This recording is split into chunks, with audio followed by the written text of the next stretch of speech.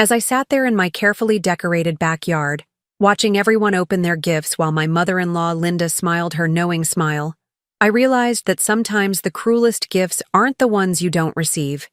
They're the ones that show you exactly where you stand. 3 weeks earlier, I had been filled with such hope.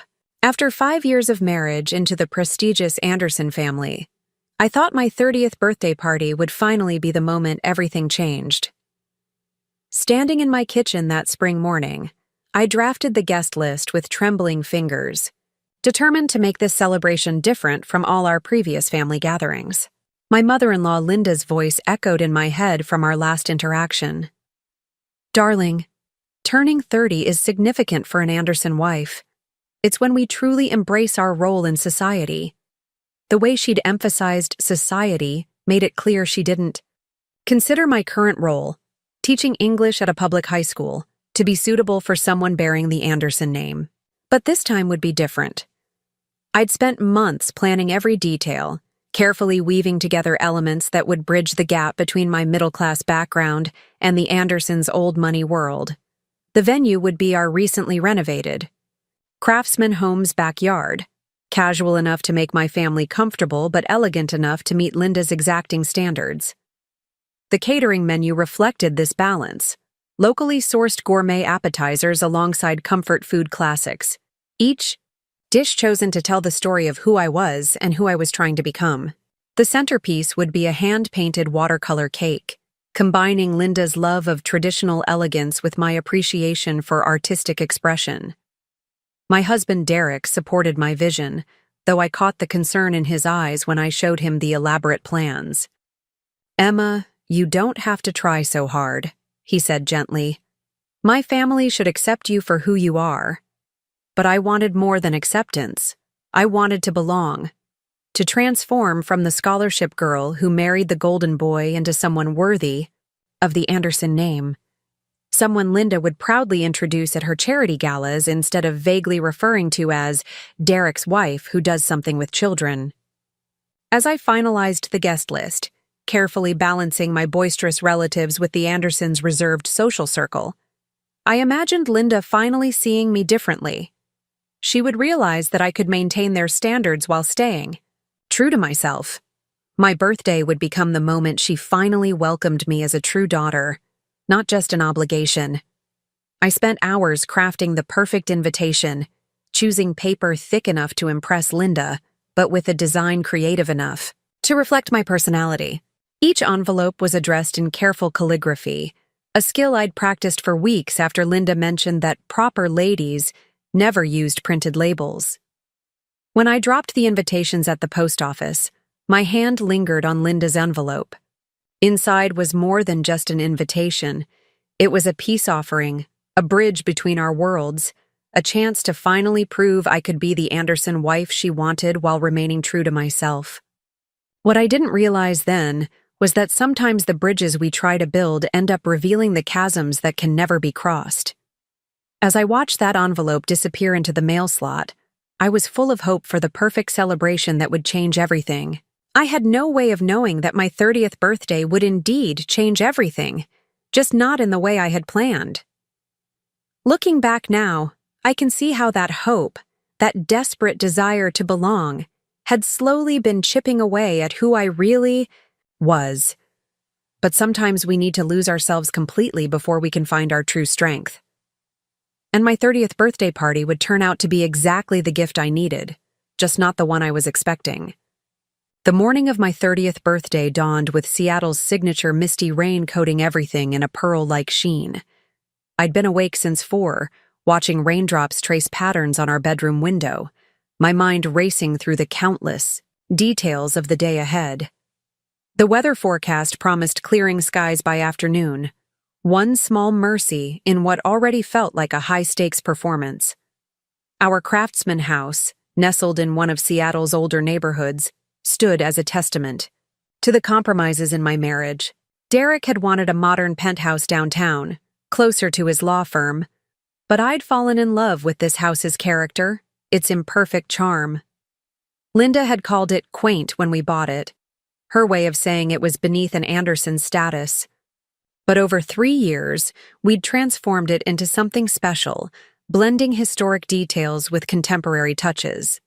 The backyard, where the party would be held, had been my passion project.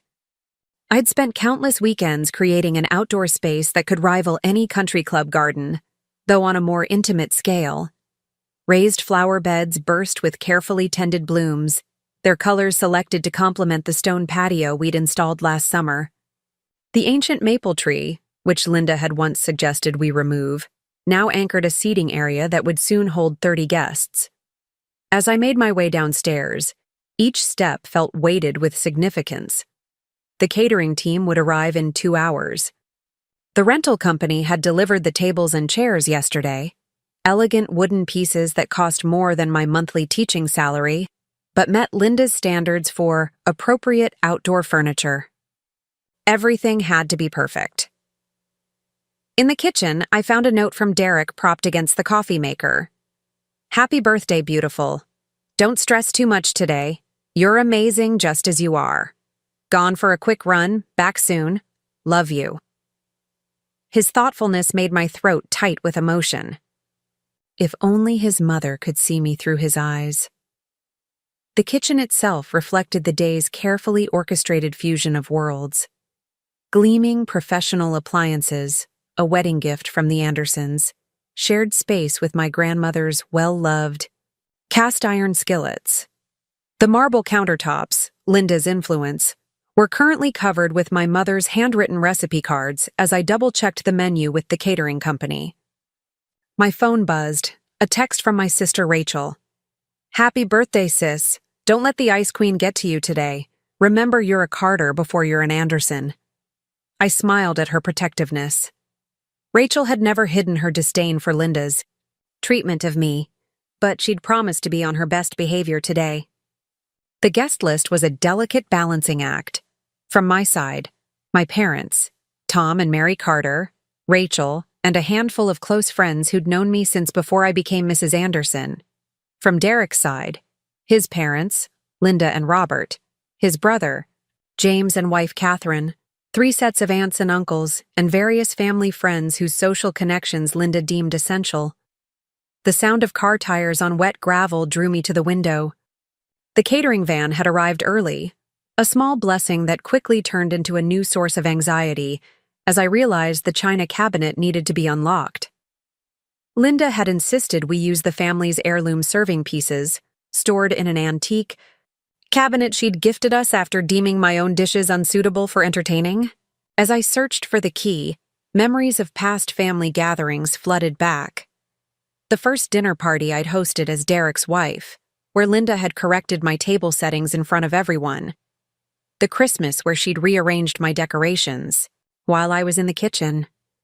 The countless subtle ways she'd made it clear that being married to her son didn't make me one of them. The cabinet key was in Linda's designated drawer in the kitchen. Yes, she had her own drawer, insisted upon for emergency hostessing supplies. Inside, alongside the key, lay a handwritten guide to proper Anderson entertainment etiquette. I'd memorized every rule, hoping that perfect compliance would finally earn her approval. Outside, the catering team waited patiently as I fumbled with the lock. Through the window, I could see the rain beginning to ease, patches of blue sky, breaking through the clouds. The head chef, a woman I'd chosen specifically because her fusion cuisine might impress Linda while still feeling authentic to me, offered a reassuring smile. "Everything will be perfect, Mrs. Anderson," she said as I finally got the cabinet open. "We'll make sure of it." Mrs. Anderson. Even after 5 years, the name still sometimes felt like a costume I was wearing rather than my identity. Today, surrounded by the physical manifestation of my efforts to bridge 2 worlds, that feeling was stronger than ever. I watched the catering team begin their careful choreography of preparation, each movement bringing me closer to the moment that would either finally cement my place in the Anderson family or... I pushed away the alternative. Today would be different. It had to be. What I didn't know then was that perfection wouldn't save me. that all my careful planning and desperate attempts to please would lead to a moment of truth I never saw coming. But as I stood in my kitchen, surrounded by the trappings of two different lives trying to merge into one, that realization was still hours away. The next 3 hours passed in a whirlwind of activity. Derek returned from his run to find the house transformed into what he jokingly called Command Central. The catering team had taken over the kitchen, the florist was arranging centerpieces in the dining room, and I was supervising the setup of the outdoor tent, a last-minute addition to guard against Seattle's unpredictable weather. "The tent company only had white?" Derek asked, noting my furrowed brow as I watched the workers secure the supports. "Mom specifically recommended ivory." "They're bringing ivory panels to drape inside," I explained, checking my meticulously detailed schedule. Linda called them personally to ensure they understood the difference between mere white and proper ivory. The memory of that conversation, Linda's thinly veiled suggestion that I couldn't distinguish between shades, still stung. The doorbell chimed, announcing the arrival of the cake. This was perhaps the most crucial element of all, a 3-tiered masterpiece from Seattle's most exclusive bakery. The design had gone through 5 iterations before Linda approved it, each change accompanied by a lecture on the importance of maintaining standards. As the cake was carefully positioned on its designated table, my phone buzzed with a text from Catherine, Derek's sister-in-law. "Linda's having her hair done at Bergman's. Says she'll arrive precisely at 2. Deep breaths, Emma." I smiled at Catherine's warning. In the 5 years I'd been married to Derek, Catherine had become an unexpected ally, having gone through her own initiation into the Anderson family. The sound of breaking glass shattered my thoughts. One of the catering staff had dropped a champagne flute, one of Linda's precious heirloom crystal pieces. The young server looked terrified, probably having been warned about the significance of these family treasures. "It's okay," I assured her, already moving to help clean up. "Accidents happen." "But Mrs. Anderson, your mother-in-law, she was very specific about—" the server stammered. "I'll handle Linda," I said with more confidence than I felt. In truth, I could already hear her voice. "Emma, darling, perhaps next time we should consider hiring staff more accustomed to handling fine crystal." Derek appeared with the dustpan crouching beside me. "We could always say James did it," he whispered, referring to his brother. "Mom never scolds her precious firstborn." His attempt at humor helped ease the tension, but we both knew Linda would somehow know. She always knew when things weren't perfect. Like the time she'd noticed a single water spot on a spoon at Christmas dinner, or the barely visible crease in the tablecloth at Easter brunch. The next crisis came in the form of the gift table. The event planner, recommended by Linda, of course, insisted it needed to be positioned differently than we'd planned. Mrs. Anderson Sr. was very particular about the sightlines. She explained, rearranging the display I'd spent an hour perfecting. I watched as my carefully curated design was dismantled and reconstructed according to Linda's specifications. Each gift would be displayed based on the giver's social status. Another unwritten Anderson rule I'd learned the hard way. "Your family's gifts can go on the side table," the planner said diplomatically, gesturing to a smaller surface partially hidden by a floral arrangement. The implied hierarchy wasn't subtle. My mother's handmade quilt, weeks in the making, would be relegated to that secondary table. The thought made my chest tight, but I said nothing. Today wasn't the day to challenge the natural order of things. Today was about harmony, about finally proving I could be the daughter-in-law Linda wanted. As the afternoon progressed, I changed into my carefully selected outfit, a designer dress that had cost 3 months of teaching salary, but met Linda's standards for appropriate birthday attire. The pale blue shade had been chosen to complement both the party's color scheme and the sapphire pendant Derek had given me on our first anniversary, one of the few pieces of jewelry Linda had ever complimented. Standing before the mirror, I practiced my smile, the one I'd wear when Linda inevitably made one of her backhanded compliments. You look so much more sophisticated than usual, dear. What a lovely effort you've made. I'd learned to accept these remarks with grace, to find the hidden compliments within the criticism. The final touch was a light application of the expensive perfume Linda had given me last Christmas, with the suggestion that it was more suited to an Anderson wife than my usual scent. Every detail had been considered, every possible criticism anticipated and addressed. A knock at the bedroom door revealed Derek, looking handsome in his tailored suit. "Mom just called," he said, his expression careful. "She wanted to remind us about the gift-giving ceremony. Says it needs to follow proper protocol." The gift-giving ceremony, another Anderson tradition I'd had to learn. Gifts would be presented in a specific order, with Linda orchestrating the proceedings like a conductor leading a symphony. I'd witnessed it at other family celebrations, seen how she used it to reinforce the social hierarchy she held so dear. What I didn't know then, as I made these final preparations, was that this ceremony would become the backdrop for a moment that would shatter everything I thought I knew about family, acceptance, and my place in the Anderson world. But for now, I simply nodded, checked my reflection one last time, and prepared to play my part in what I hoped would be the perfect celebration. The stage was set. The players were preparing to take their positions. And somewhere across the city, Linda was putting the finishing touches on a plan of her own, one that would turn my carefully orchestrated party into something none of us expected. The first guests began arriving at 1:30, 30 minutes earlier than the invitation specified, exactly as Linda had predicted. The truly well-bred always arrive early enough to be seated properly, but not so early as to inconvenience the hostess, she'd lectured during one of our many guidance sessions. Today, I was grateful for that particular lesson as I welcomed Derek's Aunt Patricia and Uncle William. Something in Aunt Patricia's expression set off the first warning bell. Her eyes darted around the setup with an unusual intensity, her practiced social smile not quite reaching her eyes. "Linda mentioned you were planning something different," she said, emphasizing the last word in a way that made it sound like a diagnosis. Uncle William headed straight for the bar, but not before I caught his murmured comment to his wife. "Well, she certainly spent Anderson money on this." The word sent a chill down my spine. Had Linda been discussing my party? Preparations with the family?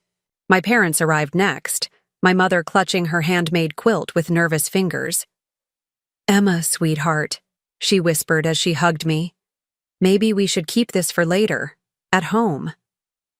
She'd clearly picked up on the formality of the setting, the careful orchestration that left no room for heartfelt homemade gifts.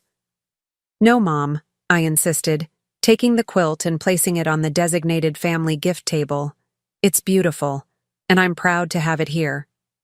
But even as I said the words, I noticed Derek's cousin Charlotte watching the exchange with barely concealed amusement. The next red flag came in the form of James, Derek's brother, arriving without Catherine. "She's picking up Mom," he explained, not quite meeting my eyes. They had some last-minute details to discuss. The phrase last-minute details echoed ominously in my mind. In Anderson speak, that usually meant plans were being modified without my input. More guests filtered in, creating distinct social clusters in the backyard. My side huddled near the comfort food station, while the Andersons gravitated toward the champagne and canapes. The invisible line between the two groups might as well have been drawn in chalk on the pristine lawn. Derek's cousin Margot, always eager to curry favor with Linda, cornered me by the gift table. "The setup is interesting," she mused, adjusting a ribbon on her elaborately wrapped present. "Though I'm surprised you didn't go with Linda's suggestion about the traditional Anderson birthday protocol." "Traditional protocol?" I kept my voice steady, though my heart had started racing. "Linda approved all the arrangements." "Oh?" Margot's perfectly shaped eyebrows rose. "That's not what she was saying at the club yesterday, but I'm sure it will all work out. Somehow." She drifted away, leaving me with a growing sense of dread. I found Derek deep in conversation with his father's business partner. "Can I borrow you for a minute?" I interrupted, forcing a smile. In the kitchen, I relayed the concerning comments I'd been hearing. Derek ran a hand through his hair, a nervous habit he'd never quite overcome. "I'm sure it's nothing, Em. You know how they love their gossip." But there was something in his expression, a flicker of worry he couldn't quite hide. "Derek," I pressed, "did Linda say something to you about the party?" He hesitated just a fraction too long. "She might have called yesterday while you were at school. She was just asking about the gift-giving ceremony, making sure we understood the proper order. And suggesting that maybe we should have let her handle more of the arrangements. She mentioned something about maintaining certain standards for milestone birthdays in the family." Before I could respond, Rachel appeared in the kitchen doorway. "Em, you need to come see this." Her voice carried an urgency that made my stomach drop. In the backyard, the catering staff was rearranging everything, from the position of the tables to the order of the gift display. Standing in the center of this whirlwind of activity was Catherine, looking apologetic but determined. "I'm so sorry, Emma," she said quietly as I approached. "Linda insisted. She says it needs to be done properly for the ceremony. She'll be here any minute." "Sure. Enough." A sleek black Mercedes was pulling up to the curb. Through the tinted windows, I could make out Linda's distinctive silhouette. But instead of her usual prompt entrance, she remained in the car, phone pressed to her ear, obviously orchestrating something.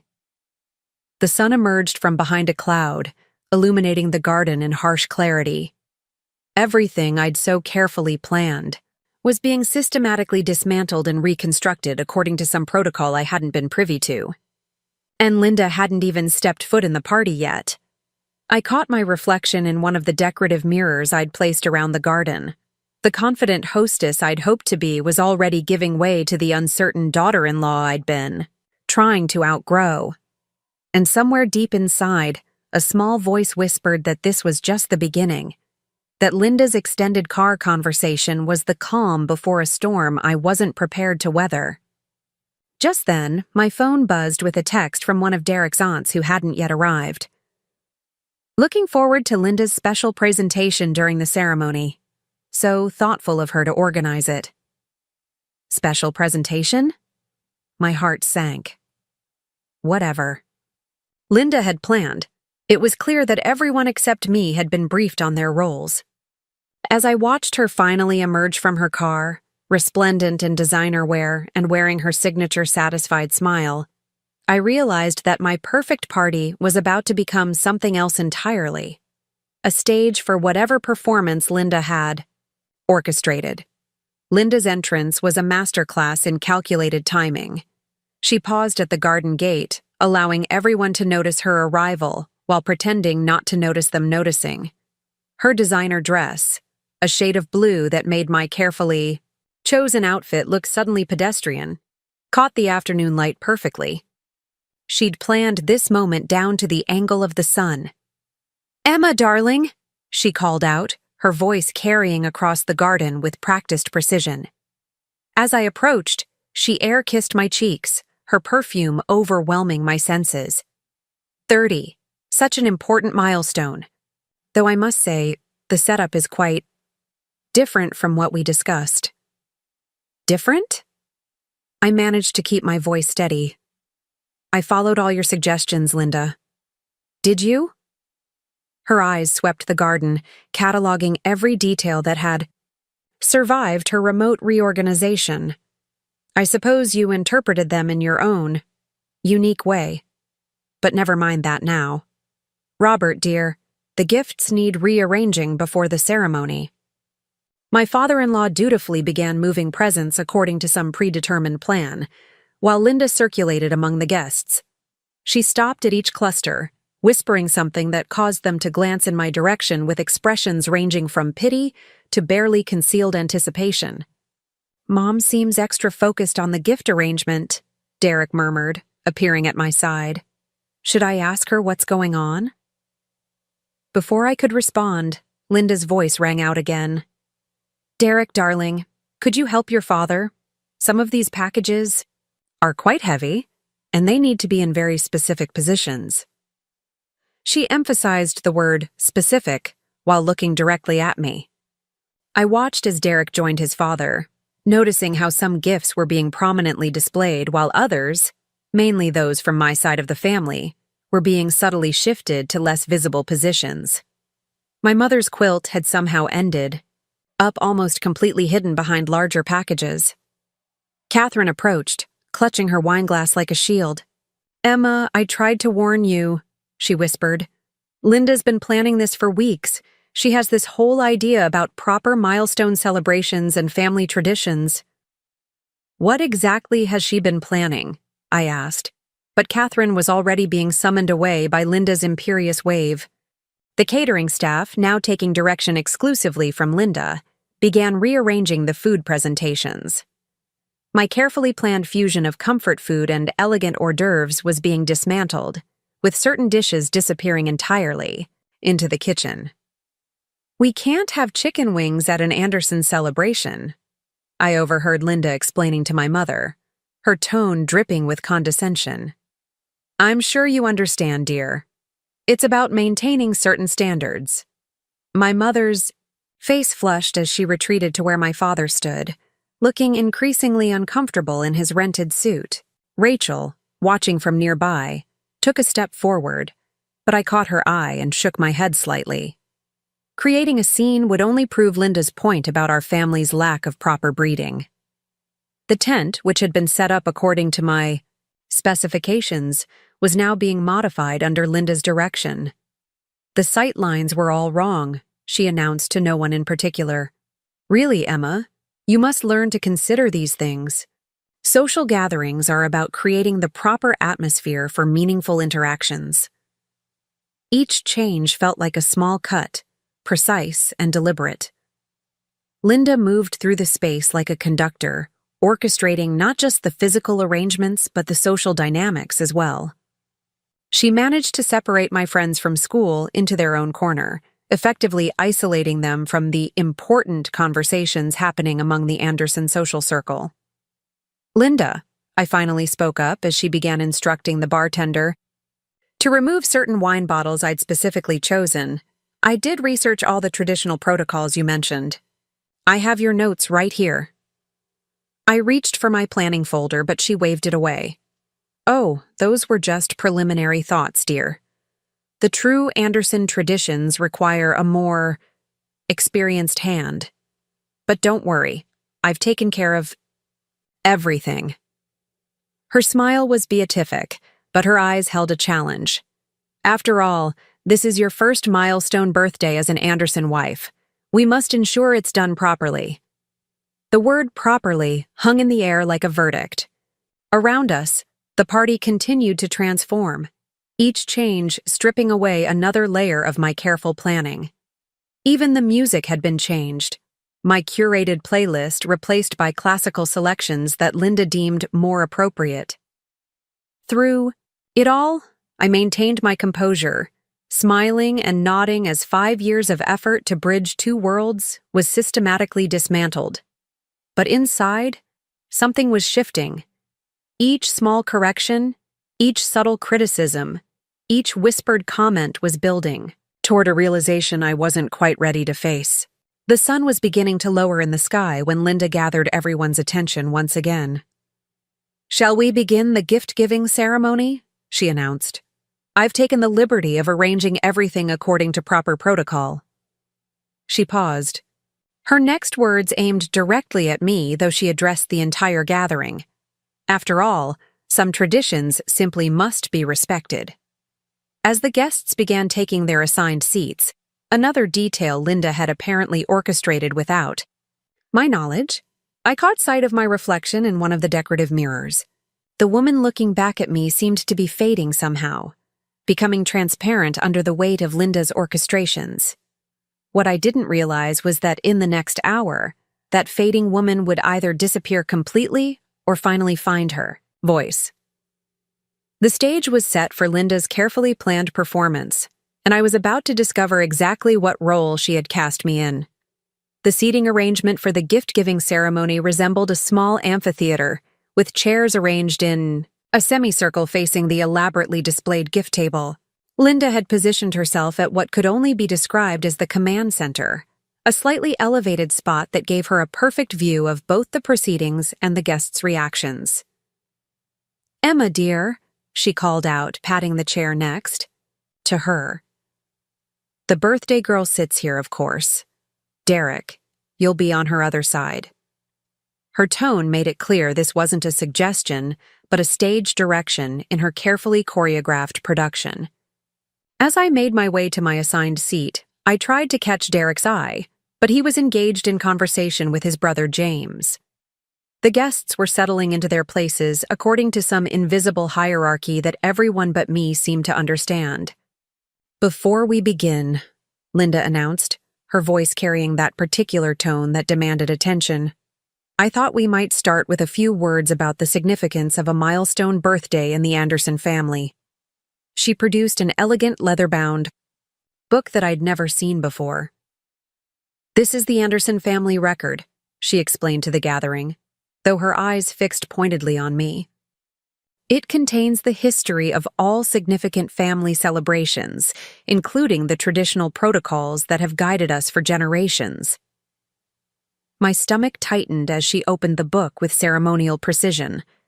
I noticed Catherine shifting uncomfortably in her seat, while several of the Anderson relatives leaned forward with anticipant expressions. "For instance," Linda continued, "did you know that in 1892, when Elizabeth Anderson celebrated her 30th birthday, she received the family sapphire collection? Of course, that was after she had proven herself a worthy custodian of the Anderson legacy." The emphasis on worthy wasn't subtle. I felt the weight of every guest's gaze, particularly those from Derek's extended family. My own family, relegated to the outer edges of the seating arrangement, looked increasingly uncomfortable. "Mom," Derek interjected, "perhaps we could move on to the actual gift-giving?" His attempt to redirect the proceedings only seemed to fuel Linda's determination. "Patience, darling. Understanding our history is crucial for those who wish to truly become part of the family." She turned another page in the book. Now, in 1923, when Margaret Anderson reached this milestone, I used this moment to scan the faces around me, trying to gauge the room. My sister Rachel was practically vibrating with contained anger. My mother had that pinched expression she got when trying not to cry. Meanwhile, Derek's Aunt Patricia was nodding along with Linda's every word, occasionally shooting me evaluating glances. The historical lecture continued, each example seemingly chosen to highlight the qualities Linda found lacking in me. Stories of Anderson wives who had hosted legendary social gatherings, who had chaired important charity committees, who had, in Linda's words, understood their role in maintaining the family's social position.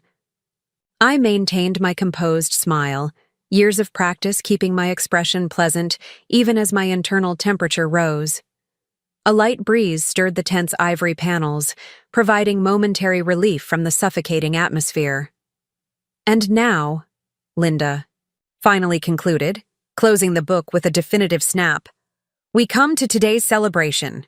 As you all know, the gift-giving ceremony in our family follows a specific order, designed to honor our traditions and relationships." She gestured to Robert, who began distributing small cards to the Anderson family members. I caught glimpses of handwritten numbers. Apparently, everyone had been assigned their moment in Linda's carefully orchestrated performance. Should we be getting numbers too?" my sister Rachel asked, her voice carrying more edge than strictly necessary. Several Anderson relatives turned to stare at her as if she'd committed a terrible faux pas. "Oh," Linda smiled, the expression not reaching her eyes. "The family gift-giving has its own special section. We'll get to that, dear." The dismissal. In her tone was clear, causing Rachel to flush deeply. Derek's hand found mine under the carefully arranged folds of my dress. A gesture of support, but also a warning. I could feel the tension in his grip, silently pleading with me to maintain the peace. The sun had shifted, casting long shadows across the garden. The carefully strung lights began to twinkle in the approaching dusk, creating an almost theatrical atmosphere. Everything was illuminated perfectly for Linda's production. "Now then," she announced, lifting an elegantly wrapped package from its prominent position. "Let us begin with the first presentation. This gift represents not just a material offering, but a symbol of what it means to be a true Anderson." As she stood, preparing to begin her performance, I caught sight of my reflection in one of the decorative mirrors Linda had repositioned. The woman looking back at me seemed to be asking a question. How much longer would I allow myself to be a silent actor in someone else's play? What happened next would answer that question in ways none of us expected, least of all Linda. The gift-giving ceremony began with an unexpected moment of warmth. Robert, my father-in-law, stepped forward with his assigned package, but instead of following Linda's scripted introduction, he went off book. "Emma," he said, his voice gentler than I'd ever heard it. "When Derek first brought you home, I remember thinking how your smile lit up the room. You reminded me of my own mother, not because of any social standing or family connections, but because of your genuine heart." Linda's carefully composed expression flickered for just a moment. This clearly wasn't part of her planned protocol. Robert continued, seemingly oblivious to his wife's growing discomfort. "This gift," he held up an antique wooden box, "belonged to my mother. She was a teacher too before she married into the Anderson family. Not many people know that." He gave me a conspiratorial wink that caused several gasps among the older relatives. As I opened the box, I found a beautiful vintage fountain pen, along with a collection of handwritten letters. "These are her teaching journals," Robert explained. "I thought you might appreciate them more than anyone else in the family." The moment felt genuine, touching. Several guests murmured appreciatively, and I noticed some of the tension in the atmosphere beginning to dissolve. Even some of the more staunch Anderson relatives were smiling. "How unexpected," Linda managed, quickly consulting her ceremony schedule.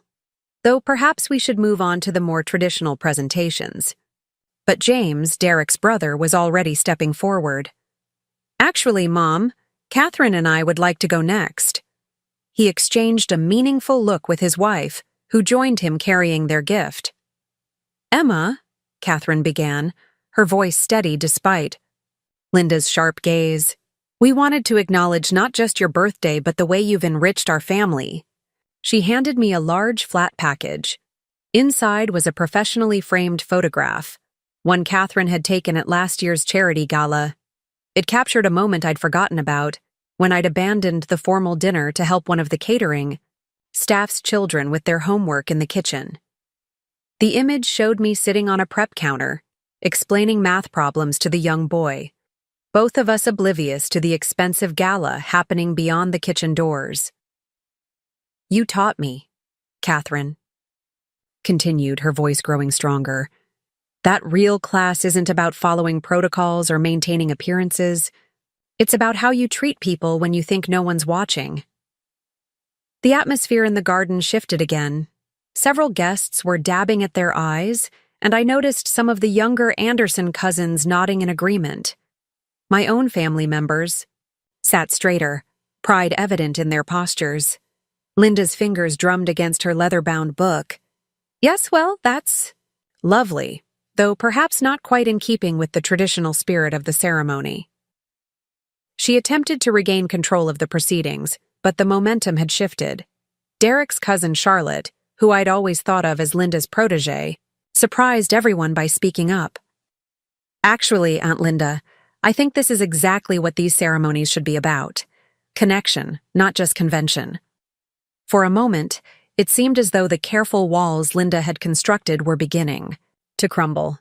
The rigid seating arrangement had relaxed, with guests shifting to better see each presentation. Even the invisible line between my family and the Andersons had begun to blur. My mother, encouraged by the changing atmosphere, retrieved her quilt from its hidden position. "Maybe it would be all right if I shared this now?" she asked, looking not at Linda but at the gathering as a whole. Before Linda could object, several guests called out in encouragement. The quilt was unfurled, revealing its stunning craftsmanship. Each panel told a story: my first day of teaching, Derek's and my wedding, moments that wove together both families' histories. "This is exquisite work," Derek's Aunt Patricia remarked, running her fingers over the detailed stitching. "You must tell me how you achieved these effects." As my mother began explaining her quilting techniques to an increasingly interested group of Anderson women, I caught Derek's eye. He was beaming, clearly thrilled at this unexpected harmony. Even Linda seemed momentarily at a loss, watching as her carefully orchestrated ceremony transformed into something more organic, more genuine. For a brief, shining moment, I allowed myself to hope that perhaps this was the breakthrough I'd been dreaming of. But then I noticed Linda's expression shifting from confusion to determination. She stood, smoothing her designer dress with deliberate movements. "While this has been interesting," she announced, her voice cutting through the warm atmosphere like a frost, "we must maintain proper order. After all, I haven't presented my gift yet." The sudden chill in her tone caused the conversations to fade. The genuine warmth that had been building dissipated like morning mist under a harsh sun. As Linda moved to retrieve something from behind her chair, I saw Catherine and James exchange worried glances. Whatever was coming, their expressions told me, would make the previous tension seem like a gentle breeze before a storm. The moment of comfort had been just that, a moment, and a false one at that. Linda's heels clicked against the stone patio as she walked to the center of our makeshift amphitheater. The sound reminded me of a metronome, counting down to something inevitable. She had positioned herself perfectly.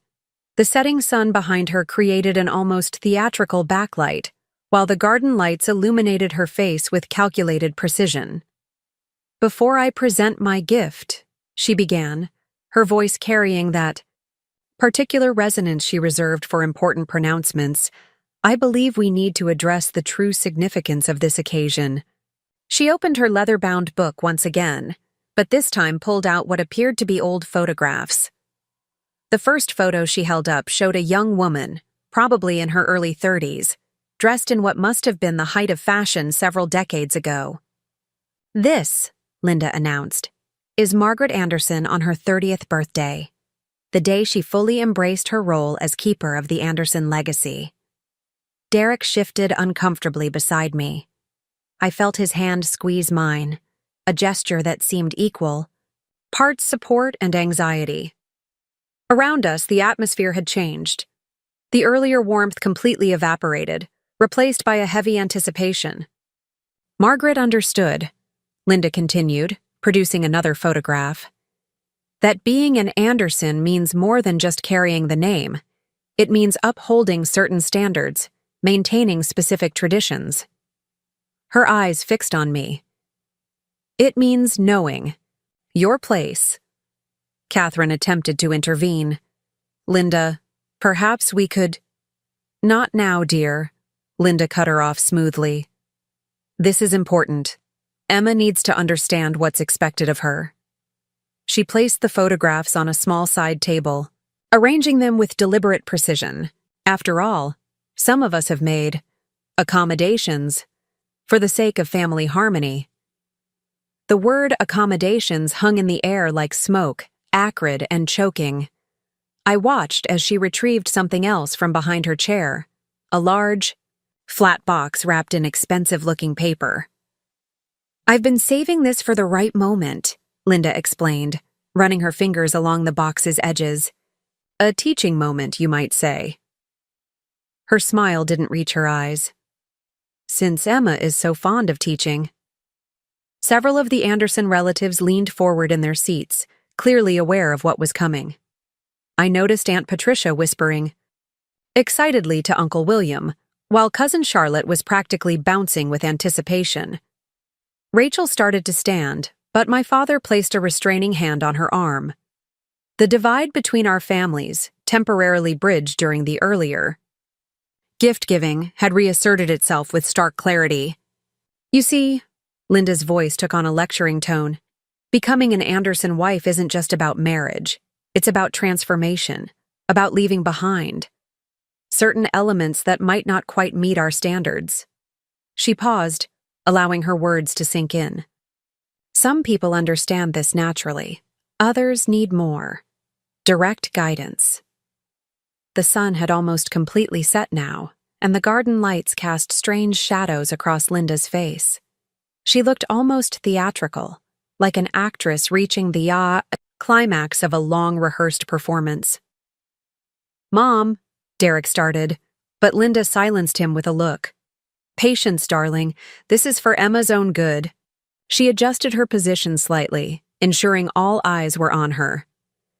I've watched for 5 years as she tried to straddle two worlds, maintaining her teaching career while attempting to fulfill her duties as an Anderson wife, trying to blend her background with our traditions. Each word was carefully chosen, each pause calculated for maximum impact. I felt the weight of every guest's attention, heard the slight intake of breath from those who knew what was coming. "The time has come," Linda declared, lifting the box with ceremonial gravity, "to make a choice, to understand what it truly means to be part of this family." The garden had fallen completely silent. Even the usual evening sounds, birds, distant traffic, the gentle fountain, seemed muted, as if nature itself was holding its breath. James and Catherine exchanged worried glances. Robert had gone very still, his earlier warmth replaced by a rigid discomfort. Derek's grip on my hand had tightened to the point of pain. Linda stepped closer, the box held out like an offering, or a verdict. "So, Emma dear," her voice dripped with false sweetness, "shall we see what it takes to become a real Anderson?" The moment stretched like a wire pulled too tight, ready to snap. In the tense silence, I could hear my own heartbeat, could feel the eyes of every guest, both Anderson and Carter, fixed on me. Whatever was in that box, whatever Linda had planned, would be more than just a birthday gift. It would be a proclamation, a judgment, a line drawn in the sand between who I was and who she thought I should be. The garden lights flickered, almost uncertainly, as Linda prepared to deliver what she clearly believed would be the defining moment of the evening. What she didn't know, what none of them knew, was that this moment would indeed be defining, just not in the way she intended. Linda placed the box in my lap with theatrical precision, her movements choreographed for maximum effect. "Open it, dear," she instructed, her voice carrying across the now silent garden. "Everyone is waiting to see your transformation." The box was surprisingly heavy, wrapped in imported paper that probably cost more than my weekly teaching salary. As I carefully removed the wrapping, conscious of every eye upon me, I could hear the slight rustle of anticipation from the gathered guests. Inside was a leather portfolio, embossed with the Anderson family crest. Linda beamed triumphantly as I lifted it out. "Go on," she urged. "Open it." The first page revealed a formal letter of resignation, already typed up on my school's letterhead. My hands began to tremble as I read the carefully crafted words. "I hereby tender my resignation as English teacher, effective immediately, to pursue my duties as a full-time Anderson wife. I took the liberty of drafting it for you," Linda announced to the gathering. "Your principal, an old family friend, has already been consulted. He understands completely, of course. After all, it's time you embraced your real role in society." The portfolio contained more documents, applications for various charity board positions, all pre-filled with my information. A schedule of social obligations extending months into the future. even a memo detailing appropriate topics of conversation for Anderson women at social functions. "This is your gift," Linda declared proudly. "Freedom from the burden of working for a living. Freedom to become who you were meant to be." She turned to address the guests. "I remember when Margaret Anderson did the same for me, helping me understand that my little piano performances weren't suitable for an Anderson wife." The silence in the garden was deafening. I could feel Derek's tension beside me, see Catherine's horrified expression, hear my sister Rachel's barely contained gasp of outrage. "Well?" Linda prompted, clearly expecting grateful tears or humble acceptance. "Isn't this what you've been working toward? Being a true Anderson?" I looked down at the resignation letter again, seeing my entire identity reduced to a few dismissive paragraphs. 5 years of trying to fit in, of bending and compromising, crystallized in this moment of absolute clarity. "No," I said quietly. Linda's triumphant smile faltered. "I beg your pardon?" I said no. My voice grew stronger as I stood, still holding the portfolio. "No to this resignation. No to erasing who I am. No to becoming another perfectly polished trophy in your collection." "Emma," Linda's tone held a warning. "You're making a scene. This isn't how we handle things in our family." "Your family?" I felt something breaking free inside me, not breaking down, but breaking through. "Let me tell you about family, Linda. Family is my students staying after school for extra help because they trust me. It's my mother spending months making a quilt you tried to hide. It's my sister wanting to defend me even when I won't defend myself." I opened the portfolio again, this time holding it up for everyone to see. "This isn't a gift. It's a cage. A beautifully gilded, socially acceptable cage, but a cage nonetheless." The garden lights seemed to grow brighter as I continued, illuminating every face in stark clarity. "You want to talk about transformations? Let's talk about how you transformed from a talented pianist into someone who polices other women's lives. Let's talk about how you tried to transform Catherine from a passionate photographer into a silent accessory. Let's talk about how you've spent 5 years trying to transform me into something I'm not." Linda's face had gone pale, her perfect composure cracking. "How dare you? After everything we've done for you, everything you've done to me," I corrected. "Every criticism, every subtle dig, every backhanded compliment, all designed to make me feel small, to make me doubt myself, to make me grateful for the chance to disappear into your version of what a woman should be." I turned to the gathered guests, seeing shock, admiration, and recognition on various faces. Look at us all sitting here letting one woman dictate how we should live, what we should value, who we should be. Why? Because of some family name? Some social status? The portfolio fell to the ground with a satisfying thud. I'm proud to be a teacher. I'm proud of my background. I'm proud of who I am. And if that's not good enough for the Anderson family, then maybe it's not me who needs to transform. Derek stood beside me, taking my hand. "She's right, Mom. This ends now." Linda looked around desperately for support, but found only uncomfortable silence or outright agreement. Even her staunchest allies seemed to be seeing her, really seeing her, for the first time. "You can't," she began, but her voice had lost its authority. This isn't how it's supposed to go." "No," I agreed softly. "It's not how it's supposed to go. It's how it needs to go. For all of us." The garden fell silent again, but this time it was different. It was the silence of change, of walls crumbling, of truth finally spoken aloud. As I stood there, still holding Derek's hand, I realized that Linda had indeed given me a gift tonight, just not the one she intended. She had given me the gift of clarity, of finding my voice, of finally understanding that the only transformation worth making is into a truer version of yourself. In the wake of my outburst, the garden descended into chaos. Guests began speaking all at once, years of carefully maintained silence finally breaking. But it was Robert who commanded everyone's attention when he slowly walked to the center of the gathering. "Linda," he said, his voice heavy with something that sounded like regret. "Show them the other photograph." Linda's head snapped up. "Robert, don't." "The one you keep in your desk drawer. The one from before we were married." Linda's hands trembled as she clutched her leather-bound book. "This isn't the time." "It's exactly the time," Robert insisted.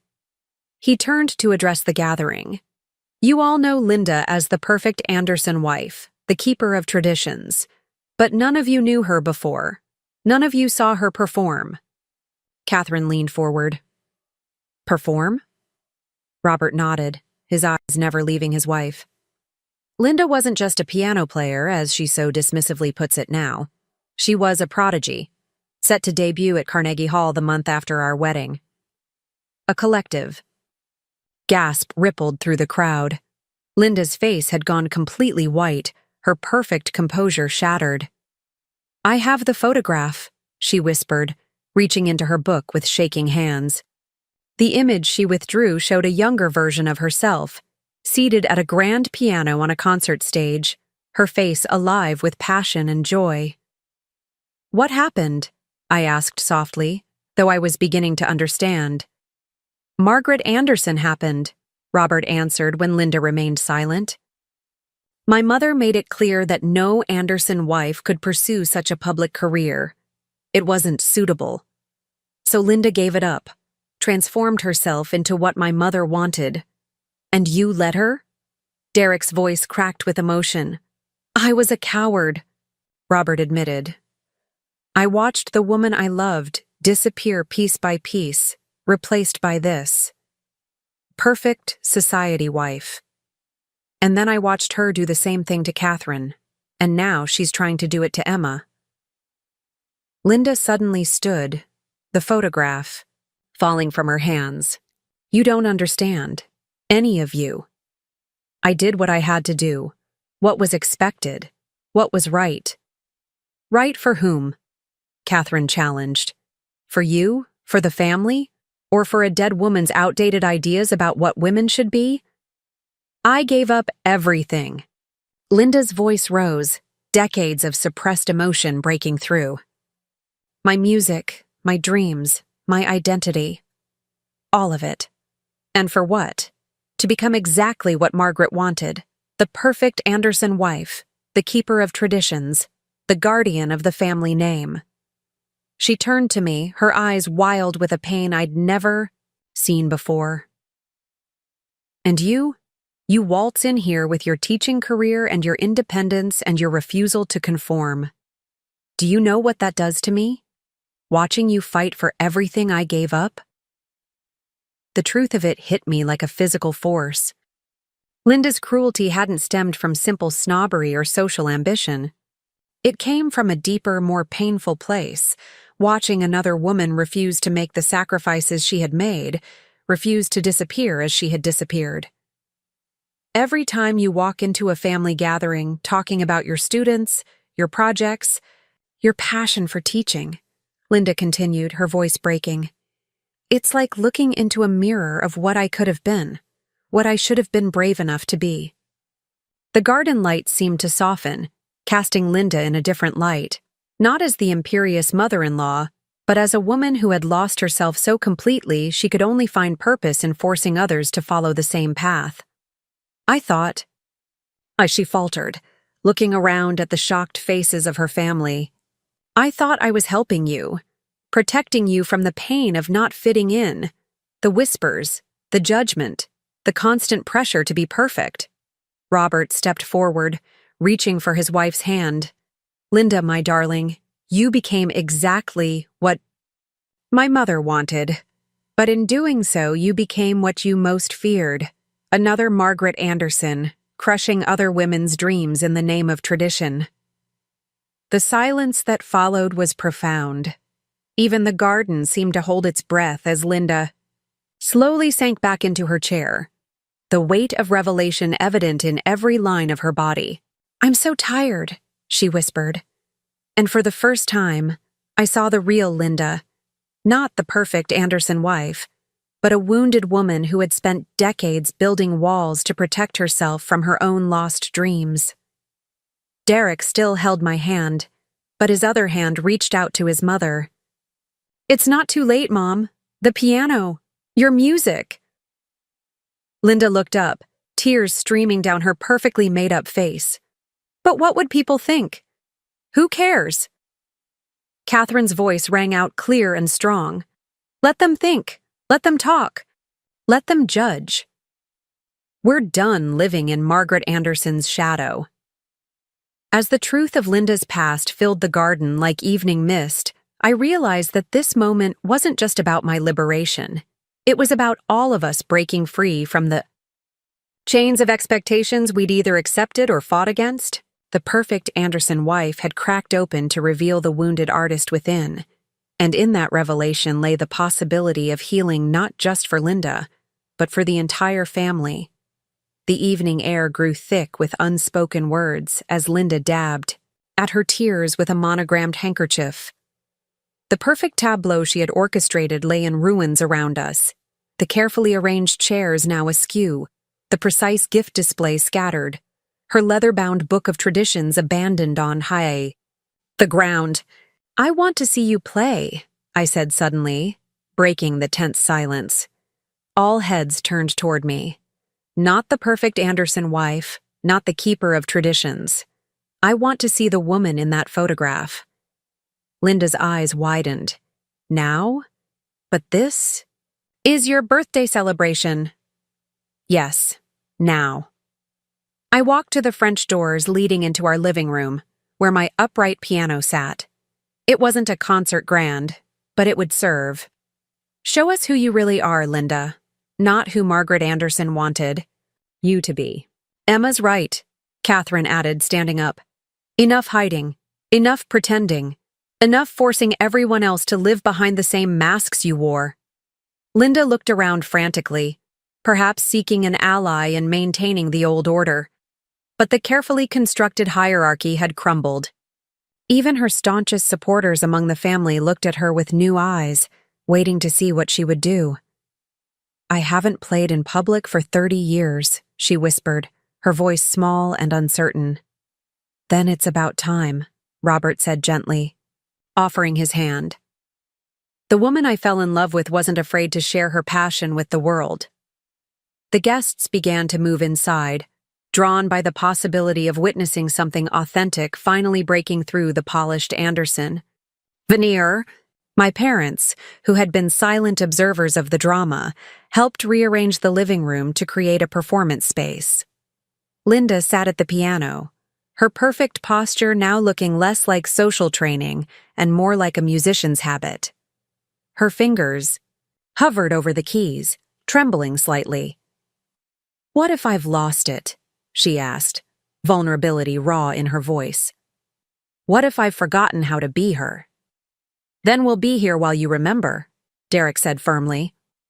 The support in his voice seemed to surprise Linda as much as her earlier revelations had surprised us. For a moment, nothing happened. Then Linda's fingers touched the keys, and the opening notes of Chopin's Nocturne in B-flat minor filled the room. It was hesitant at first, like a bird testing its wings after years in a cage. But as she played, something remarkable happened. The rigid set of her shoulders softened. The practiced society smile melted away. The woman at the piano was neither the perfect Anderson wife nor the wounded artist. She was something new, something real, emerging from decades of carefully maintained artifice. The music swelled, filling every corner of the room with raw emotion. I watched in amazement as Linda's face transformed, years of careful control falling away with each passionate phrase. When the final notes faded, there wasn't a dry eye in the room. Linda remained at the piano, her hands still on the keys, as if afraid to break the spell. "Why?" I asked into the silence. "Why did you let them take this from you?" She turned to face me, her makeup smeared but her eyes clearer than I'd ever seen them. Because I was afraid. Afraid of losing everything. Position, respect, security. Margaret made it clear that I had to choose. My music, or my place in society. And now? Catherine pressed. What are you afraid of now? Of admitting I made the wrong choice, Linda's voice cracked. Of facing all the years I've wasted trying to turn other women into what I became. Of acknowledging that I've been the very thing I most despised. I moved to stand beside the piano. You have a choice. Now, Linda, you can keep forcing everyone into Margaret Anderson's mold, or you can help us break it. Show your granddaughters that they don't have to choose between their passions and their family name. But the traditions, she began weakly. Make new ones, Rachel interjected, speaking up for the first time.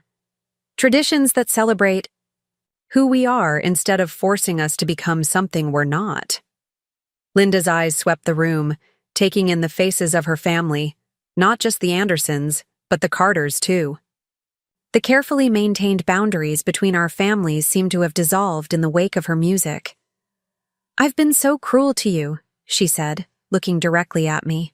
To all of you, trying to make you small enough to fit into the box I've lived in for so long. Then let's break the box, I replied. Together, starting now. The confrontation that had begun with her attempt to force me into submission had transformed into something else entirely. A chance for healing, for change, for authentic connection.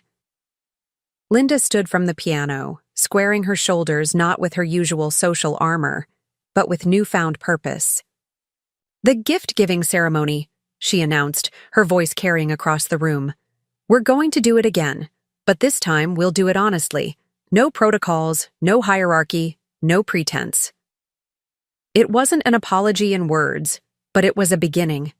A step toward something real, something true, something that might actually bring our families together instead of forcing one to submit to the other's standards. The night was far from over, but the worst of the storm had passed, leaving in its wake the possibility of something new growing from the ruins of what had been broken.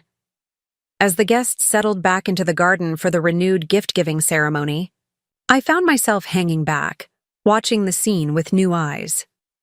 The carefully constructed facade had cracked, revealing something raw and real beneath.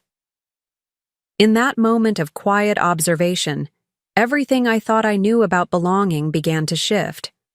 For 5 years, I'd believed that fitting into the Anderson family meant becoming someone else. I'd cataloged every criticism, internalized every subtle correction, modified my behavior in countless small ways.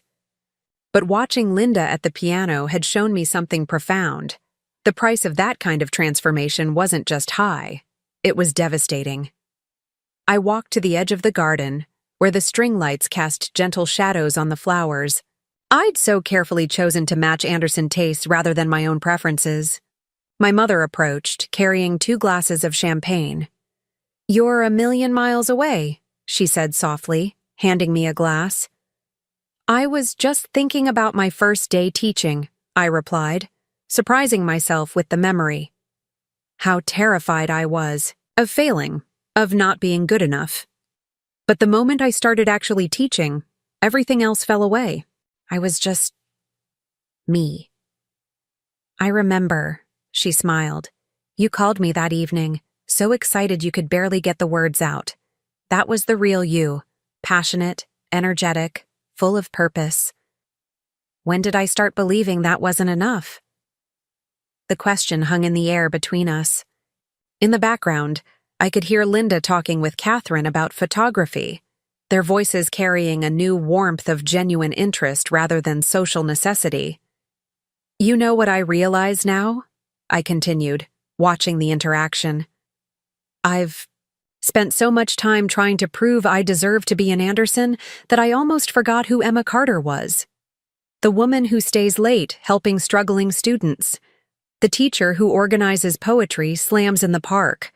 The person who chose this house because it felt like home, not because it met someone else's standards." Derek appeared beside us, His tie loosened, looking more relaxed than he had all evening. "I fell in love with Emma Carter," he said, having caught my last words. "Not some idealized Anderson wife. But I wanted so badly to belong," I admitted, turning to face him. "To be someone your mother could be proud of." "The irony," he replied, "is that you already belonged. You brought something to this family it desperately needed: authenticity. Look around." I did. The rigid seating arrangement had dissolved into natural groupings. My father was deep in conversation with Uncle William about community theater. Rachel was showing Cousin Charlotte photos of her graphic design work on her phone. Even Aunt Patricia, Linda's longtime ally in maintaining social standards, was admiring my mother's quilt with genuine interest. "I've been so focused on becoming what I thought an Anderson should be," I said slowly, "that I didn't see how much the Andersons needed to become a little more like the Carters." The realization hit me with the force of truth. My supposed failures to meet Anderson standards weren't failures at all. They were moments of authenticity breaking through the carefully maintained veneer of perfection. "You know what else I realize?" I continued, watching Linda show Catherine her old concert programs, which she'd apparently kept hidden all these years. "We've all been performing roles instead of living our lives. Linda playing the perfect society matriarch, Catherine hiding her passion for photography, me trying to reshape myself into someone else's idea of worthy." My mother squeezed my hand. "And now?" "Now I understand that belonging isn't about fitting into someone else's mold. It's about being brave enough to be yourself and giving others the courage to do the same." As if to underscore my words, the sound of piano music drifted from the house. Linda was playing again, this time accompanied by my father on his worn acoustic guitar. The combination should have been jarring: classical piano meeting casual, folk music, but somehow it worked. "I spent so much time thinking I needed to choose," I said, more to myself than to my listeners, "between being a teacher and being an Anderson wife, between my background and my married life, between who I am and who I thought I needed to become. But the real choice was simpler: between authenticity and performance." Derek wrapped an arm around my waist. "So who is Emma Anderson Carter going to be now?" The hyphenated name, something I'd never used before, suddenly felt right. Not because it represented a compromise, but because it acknowledged both parts of my identity. "Someone real," I answered. "A teacher who happens to be married into a prestigious family. A woman who values both tradition and innovation. Someone who can help bridge worlds instead of trying to abandon one for the other." The revelation settled over me like a comfortable blanket. All these years I'd been trying to cross a bridge by burning it behind me, when what I really needed to do was strengthen it, making it wide enough for traffic to flow both ways. From the house, Linda's piano and my father's guitar had found an unexpected harmony, just like our families were doing, I realized. Not through forced conformity, but through the courage to be authentic and the willingness to accept others' authenticity in return. My 30th birthday had indeed become a transformation, just not the one Linda had planned. Instead of becoming a proper Anderson wife, I had finally become fully myself. And in doing so, I'd helped others find their way back to themselves too. The impromptu musical collaboration between Linda and my father had drawn everyone back into the house. As I watched them play together, her classical training melding unexpectedly with his natural talent, I knew it was time for a decision that would either cement the evening's transformations or allow everything to slip back into old patterns. I picked up Linda's leather-bound book of traditions from where it had fallen, along with the portfolio containing my pre-written resignation letter. The weight of them in my hands felt like a choice between two futures, one prescribed and polished, the other undefined but authentic. "I need everyone's attention," I announced, my voice carrying over the final notes of the duet. The room fell silent, all eyes turning to me.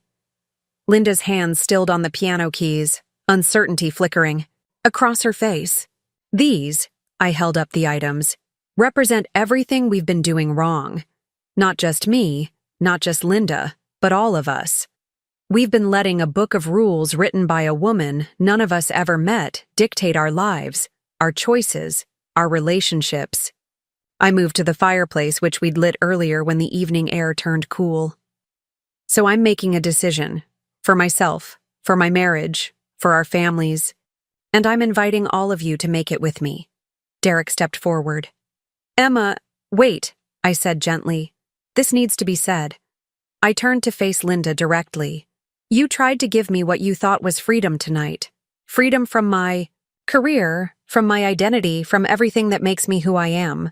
But real freedom isn't about fitting into someone else's idea of perfect. It's about having the courage to be imperfect together. I opened the portfolio, removing the resignation letter. This letter represents every time we've chosen appearance over authenticity, every time we've silenced our own voices to meet someone else's expectations, every time we've made ourselves smaller to fit into a predetermined box. Moving to the fireplace, I held the letter over the flames. I'm choosing something different. I'm choosing to be a teacher who hosts charity galas. A woman who loves both classic literature and reality TV. Someone who can serve fine wine in mismatched glasses and find beauty in both. The letter caught fire, curling into ash. I'm choosing to be Emma Anderson Carter, not one or the other, but both. All. Everything I am. The room was absolutely still as I picked up the Book of Traditions. And this has been our prison. Not because traditions are bad, but because we've been using them as weapons instead of bridges. I looked at Linda. Would you like to help me write a new one? Linda rose from the piano bench, her eyes wide. What do you mean? A new book. New traditions. Ones that celebrate who we are instead of forcing us to be something we're not. One that says an Anderson wife can be a teacher, a photographer, a musician. Anything she dreams of being. I held out the old book to her. For a moment, she just stared at it, and I could see the battle playing out behind her eyes. Decades of conditioning fighting against the freedom she'd tasted at the piano. The music, she said finally, her voice barely above a whisper. When I was playing just now, with your father, I felt like myself for the first time in 30 years. She took the book from my hands, ran her fingers over its leather cover, one last time, then walked to the fireplace. Margaret told me that being an Anderson meant sacrificing who I was to become who I should be. She paused, looking around at the gathered faces. But watching you tonight, Emma, watching you refuse to make that sacrifice, I realized she was wrong. The book joined my resignation letter in the flames. Catherine stepped forward, camera in hand. Then let's start now. New traditions, new memories, new ways of being family. She held up her camera, starting with capturing genuine moments instead of posed perfection. The idea caught fire faster than the book had. Aunt Patricia kicked off her uncomfortable heels. Uncle William loosened his bow tie. My mother brought out more of her quilt squares, and this time, the Anderson women gathered around to actually learn the craft instead of just politely observing. The gift-giving ceremony, Linda said suddenly. We never finished it. Yes, we did, I replied softly. Look around. Everyone here is giving something real. Their true selves, their genuine interests, their authentic connections. That's worth more than any wrapped present. Derek took my hand, and I could feel the slight tremor in his grip. Emotion, not uncertainty. You know there's no going back from this, he said. No more perfect Anderson facade. Good, I said firmly. Perfect was never the goal. Real is so much better. We watched as Linda returned to the piano, this time inviting my father to teach her some of his folk songs. The sight of her, still elegant but no longer rigid, learning something new, something decidedly not Anderson appropriate, confirmed that I'd made the right choice. This was the true gift of my 30th birthday, not just finding my own voice, but helping others find theirs. Not just breaking free from expectations, but creating a new way of being family. Not just choosing between two worlds, but building a new one where both could exist together. The decision was made, the bridges were built, and the future, while uncertain, held the promise of something far more valuable than perfection. It held the promise of truth. As the evening settled into its new rhythm, support began emerging from unexpected corners. Aunt Patricia, who had always been Linda's staunchest ally in maintaining social standards, approached me carrying a small wrapped package she'd retrieved from her car. "I was going to give you this privately," she said, her voice low. "I didn't want Linda to know I had it." She pressed the package into my hands. "Open it now." Inside was a worn leather journal. Opening it, I found pages filled with elegant handwriting, recipes, notes, and what appeared to be poetry. "I don't understand," I said. "This belonged to Eleanor Anderson, Derek's great-aunt, the one nobody talks about." Patricia's eyes darted around the room before continuing. "She was a published poet in the 1940s, writing under a pen name. Margaret, Linda's mother-in-law, never knew. Eleanor used to say that being an Anderson woman meant wearing two faces, one for the world and one for yourself." I ran my fingers over the yellowed pages. "Why are you showing me this now?" "Because watching you tonight reminded me of her. She was the only one who ever stood up to Margaret, though in secret. I've spent decades wondering what would have happened if she'd done it openly, like you did." She squeezed my arm. Maybe it's time her story came out too. Across the room, Catherine was organizing an impromptu photography session, not the formal portraits typical of Anderson gatherings, but candid shots capturing genuine moments. She caught Linda teaching my mother the proper piano posture, while my mother showed Linda how to relax her shoulders to better feel the music. "No," Catherine said, lowering her camera as I approached. "I've been getting calls about exhibition spaces. Real galleries, interested in my documentary work." She smiled. "I sent them some shots last week, after watching you stand your ground with Linda about your teaching career. You gave me courage I didn't know I needed." James, Derek's usually reserved brother, joined us. "I've been thinking," he said, running a hand through his perfectly styled hair, now slightly disheveled. "The Anderson Foundation, it's always focused on traditional charities, the ones that look good in society pages. But what if—" He glanced at me.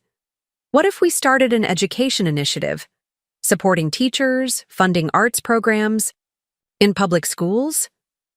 "Public schools?" Catherine's eyebrows rose. Linda's not the only Anderson anymore," James cut in. "And maybe it's time the foundation reflected all of us, not just one narrow vision of who we should be." My sister Rachel, who had been documenting the evening's events in her sketchbook, showed me her drawings. They captured the transformation, from the rigid, formal gathering at the start to the current scene of genuine connection. The last sketch showed Linda and my father playing music together, their faces alive with shared joy. "You know what this reminds me of?" Rachel said, pointing to her sketch. "That time in high school when you organized that faculty talent show to save the arts program. Everyone said it would never work, mixing the stuffy academic types with the creative departments. But you made it happen." "She's always been good at bringing different worlds together," my mother added, joining us. "Even when she was little. Remember the neighborhood block party she organized? Got the fancy families from the Hill to mingle with everyone else?" Derek appeared with fresh glasses of champagne. "That's what drew me to you in the first place," he said, handing me a glass. "At that charity gala where we met, you were the only person there who seemed interested in actually talking to the scholarship students instead of just using them as photo opportunities. Linda's voice carried from the piano, where she was now attempting to learn one of my father's folk songs. "Emma, dear, come show me how to make this bridge between classical and folk work properly. Your father says you used to play both styles." As I moved to join them at the piano, I noticed Robert deep in conversation with my father. Their heads were bent over what looked like business cards, and I caught fragments about community orchestra and joint performances. The support flowing from all directions wasn't just about accepting me anymore. It was about everyone finding the courage to reveal their own hidden desires for change.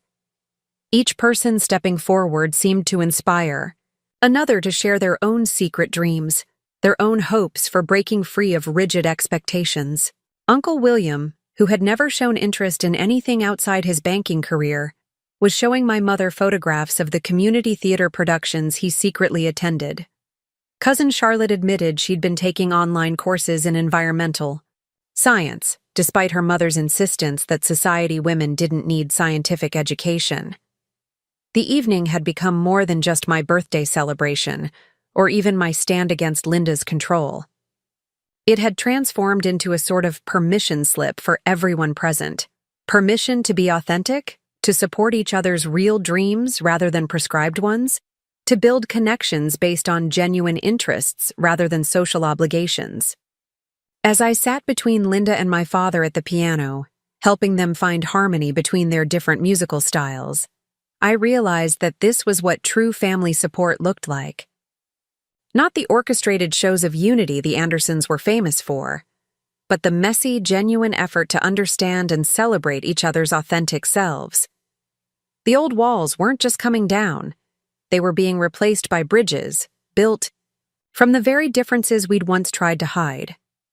As midnight approached, the party had evolved into something that would have been unrecognizable just hours before. The formal seating arrangement had completely dissolved, replaced by organic, groups engaged in genuine conversation.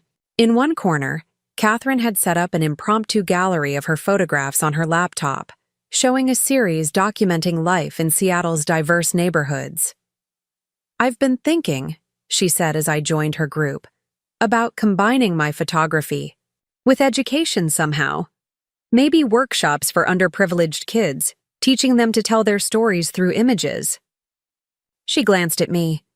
"Would your school be interested in something like that?" Before I could respond, James stepped in. "The Anderson Foundation could fund it. A pilot program at Emma's school, then expand to others if it works." He turned to his wife. "You could finally use your talent to make real change, not just take photos at charity galas." Linda, who had been quietly observing nearby, surprised everyone by speaking up. "The foundation's annual benefit is coming up next month." She smoothed her dress, a gesture I now recognized as nervous rather than fastidious. "Instead of the usual orchestra, perhaps we could showcase local artists. Catherine's photographs, Tom's folk music." She glanced at my father. "A true celebration of diverse talents." "And the guest list?" Aunt Patricia asked, a knowing edge to her voice. "Well," Linda straightened her shoulders, "I suppose it's time we expanded our definition of society beyond the country club set. Emma's work with underprivileged students has shown me there's more to community leadership than just writing checks at charity events." Derek's cousin Charlotte, who'd been typing furiously on her phone, looked up excitedly. "I've been texting with my study group, the one from my environmental science course.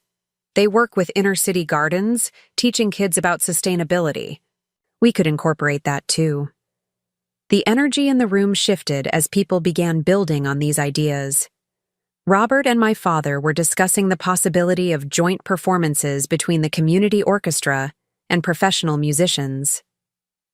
Uncle William, emboldened by the evening's revelations, suggested using his banking connections to create a microfinance program for aspiring artists and educators. "It's like dominoes," Rachel murmured beside me. "One person speaks their truth, and it gives others permission to do the same." She was right. The careful facade of Anderson propriety hadn't just cracked, it had been replaced by something vibrant and real. People who had spent years making polite small talk at formal gatherings were now engaged in passionate discussions about art, education, community, and change.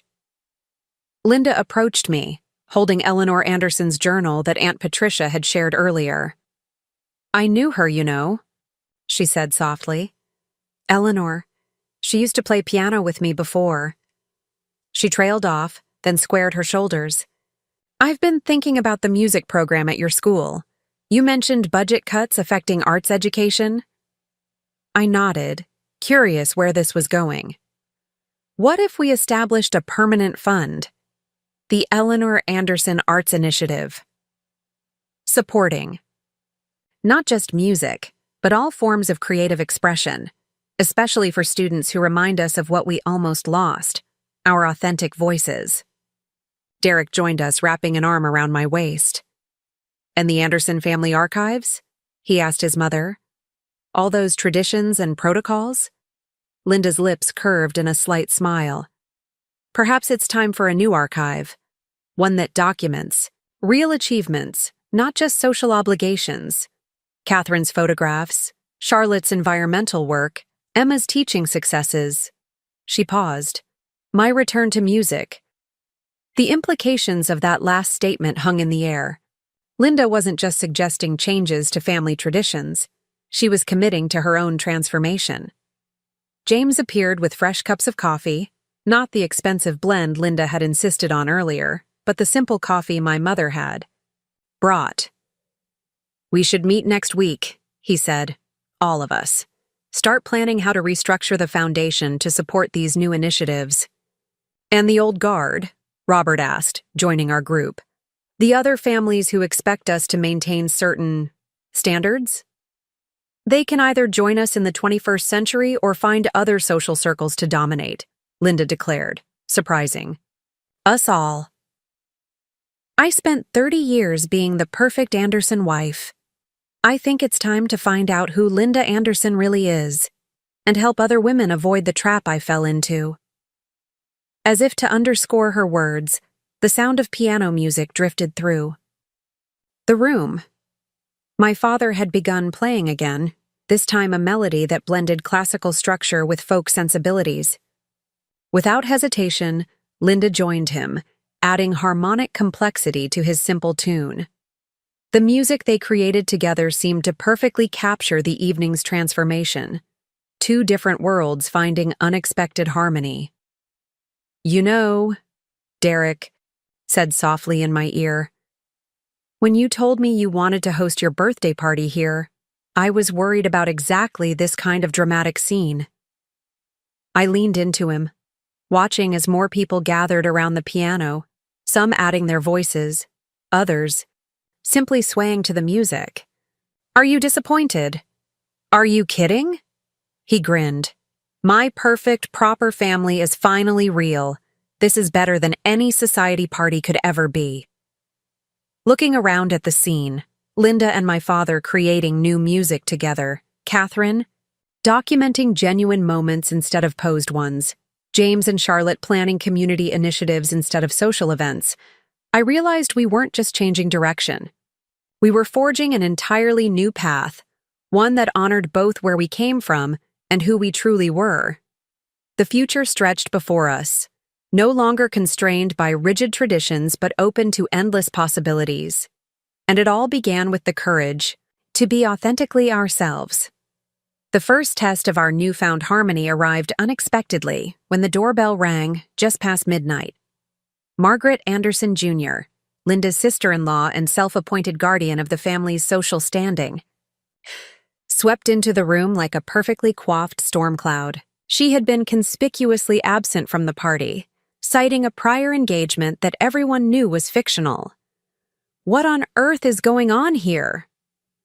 Her voice cut through the warm atmosphere like an icy wind.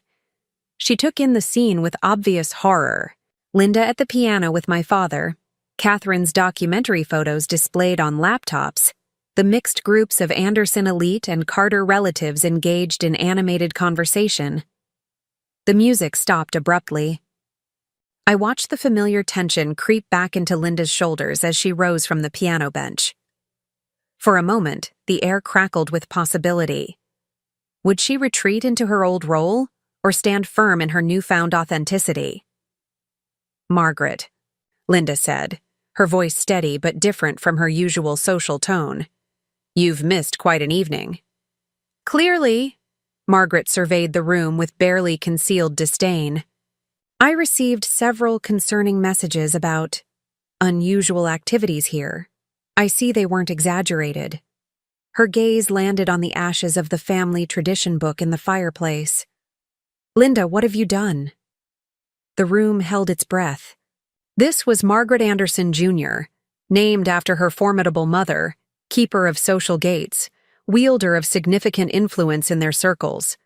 Her disapproval could have real consequences for the Anderson family's standing. "What I've done," Linda replied, moving to stand beside me, "is finally understand what my mother-in-law, your mother, stole from us. From all of us." Margaret's perfectly penciled eyebrows rose. "Excuse me?" "She made us believe that being an Anderson meant erasing ourselves. That tradition meant conformity. That social standing was worth more than personal fulfillment." Linda gestured around the room. "But look at what we've discovered tonight. Look at what happens when we stop performing and start living." "This is absurd," Margaret scoffed. "You're talking about dismantling generations of carefully maintained social order. And for what? So Catherine can play photographer? So Emma can continue her little teaching career?" "No." Catherine stepped forward, her camera still hanging around her neck. "So we can all be who we really are. So the next generation of Anderson women won't have to choose between their names and their dreams." Margaret turned to Robert, clearly expecting support from the family patriarch. "Surely you're not allowing this. This chaos?" Robert stood, straightening to his full height.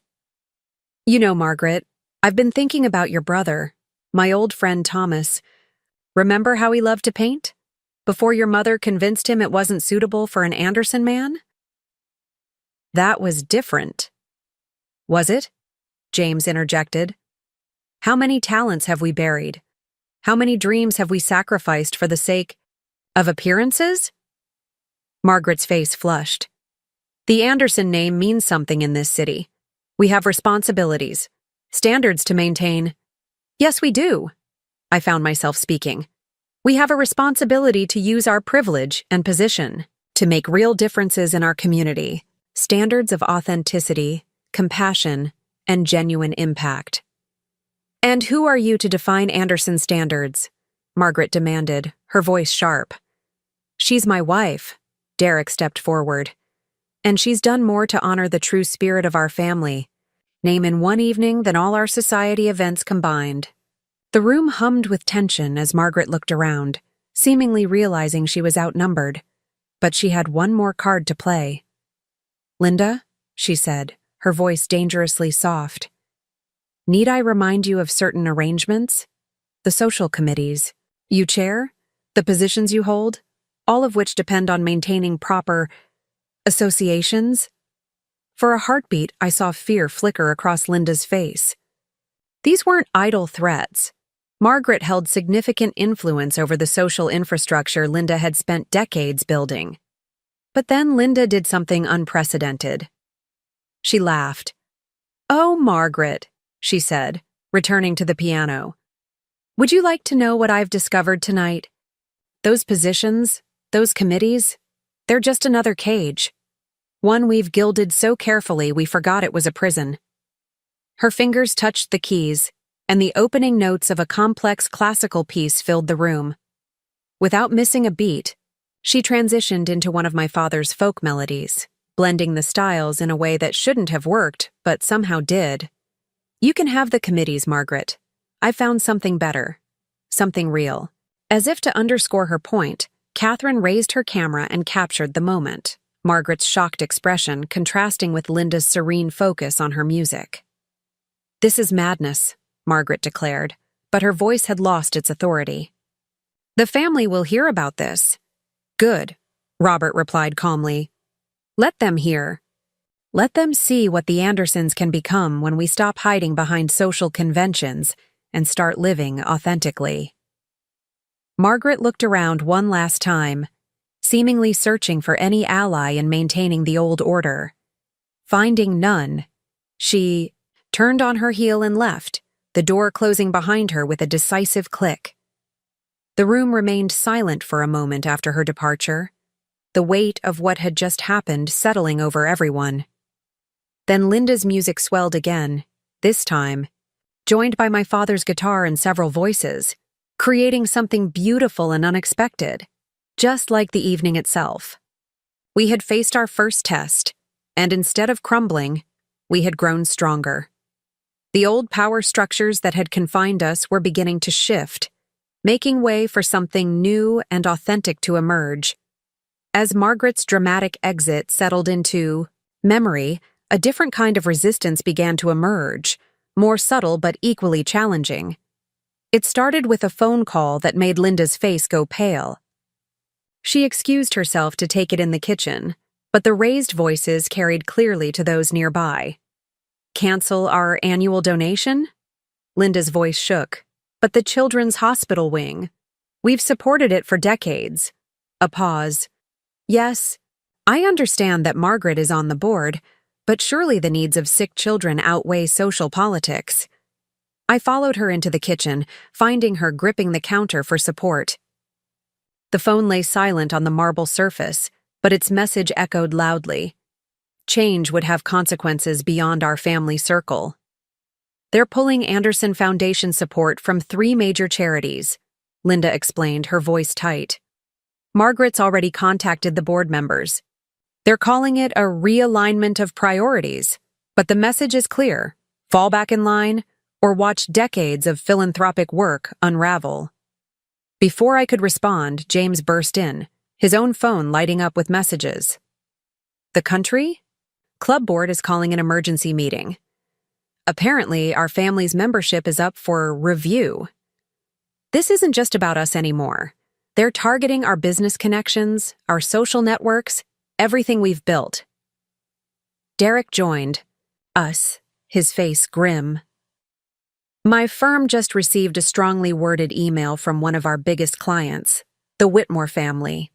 They're reconsidering their legal representation in light of recent events.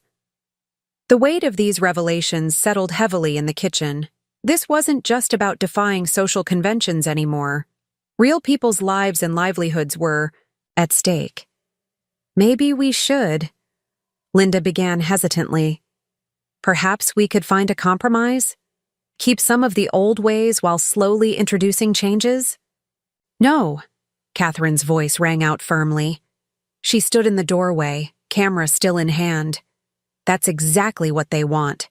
To make us doubt ourselves, to force us back into our boxes through fear and manipulation. But the hospital wing, Linda protested weakly. The children who need... We'll have other supporters, I interrupted, an idea forming. Better ones, authentic ones. I turned to James. You mentioned earlier about restructuring the foundation. What if we did more than that? What if we completely reimagined how the Andersons contribute to this community? Robert appeared, having overheard our conversation. The Anderson name still carries weight, even without Margaret's social circles. We have other connections, other resources. More than that, Derek added, catching my vision. We have something they don't. Authenticity. Real passion for making change, not just making appearances. Charlotte rushed in, her phone displaying multiple text messages. The environmental group I've been working with? They're thrilled about potentially partnering with the Anderson Foundation. They say having our name attached to their cause could open doors they've never been able to reach. See? Catherine gestured excitedly. We don't need the old guard's approval. We can build something new, something better. But Linda still looked uncertain. Decades of social conditioning warring with her newfound freedom. The backlash will be severe. Margaret knows everyone who matters in this city. No, I said firmly. She knows everyone who matters in her world. But there's a whole city out there beyond country club gates and charity galas. Real people doing real work, making real change. My father, who had been quietly observing, spoke up. You know what made my community orchestra successful? Not fancy donors or social connections. It was passion, dedication, and actually connecting with our audience. People can tell the difference between authentic engagement and social obligation. The kitchen had become crowded as more family members joined the discussion. Aunt Patricia, surprisingly, was the next to speak. Eleanor Anderson, the one whose journal we found, she faced similar opposition when she wanted to publish her poetry. The family tried to silence her through the same tactics: social pressure, financial threats, personal attacks. And what did she do? Linda asked softly. She published anyway, under a pen name. Her work ended up helping fund women's education programs that the Anderson Foundation wouldn't support. She found a way to make change without permission from the gatekeepers. The energy in the room shifted as this story sank in. We weren't the first to face this kind of opposition, and we wouldn't be the last. But we had something our predecessors didn't: strength in numbers and a clear vision of what we were fighting for. So, James straightened his tie, business mode engaging. We have choices to make. We can retreat to our safe, controlled world of social obligations and empty gestures. Or, Catherine continued, we can push forward, knowing it won't be easy, but will be worth it. It's not just about us anymore, Derek added. It's about everyone who's ever felt pressured to conform, to suppress their authentic selves for the sake of appearances. Linda looked around at all of us, then down at her hands, pianist's hands that had been silent for too long. Margaret, we'll try to destroy everything we've built, she said quietly. Not just our social standing, but our ability to make any kind of impact in this community. Then we'll build something new, I replied. Something they can't destroy because it won't rely on their approval or support. The opposition we faced was more complex than we'd imagined, reaching into every aspect of our lives. But as we stood there in my kitchen, surrounded by family members both Anderson and Carter, I realized that we had something more powerful than social influence or financial leverage. We had truth, we had authenticity, and most importantly, we had each other. The next hour transformed my birthday party into something resembling a war room, albeit one with crystal champagne flutes and half-eaten cake. Laptops appeared on the dining room table, phones buzzed with messages and calls, and both families united in a way that would have seemed impossible just hours before. First, James announced, taking charge of the practical aspects, we need to secure our position before Margaret can do more damage. He looked up from his laptop. I've already contacted our family's legal team, not the firm's, but our personal attorneys. They're drafting documents to protect the foundation's assets. Catherine, who had been rapidly typing on her phone, shared her screen with the group. My old contacts in photojournalism are already interested in the story. Not the scandal Margaret might try to create, but the real story, how one of Seattle's oldest families is evolving to meet modern challenges. That's great, Derek added, but we need more than just defense. We need to show what we're standing for, not just what we're standing against.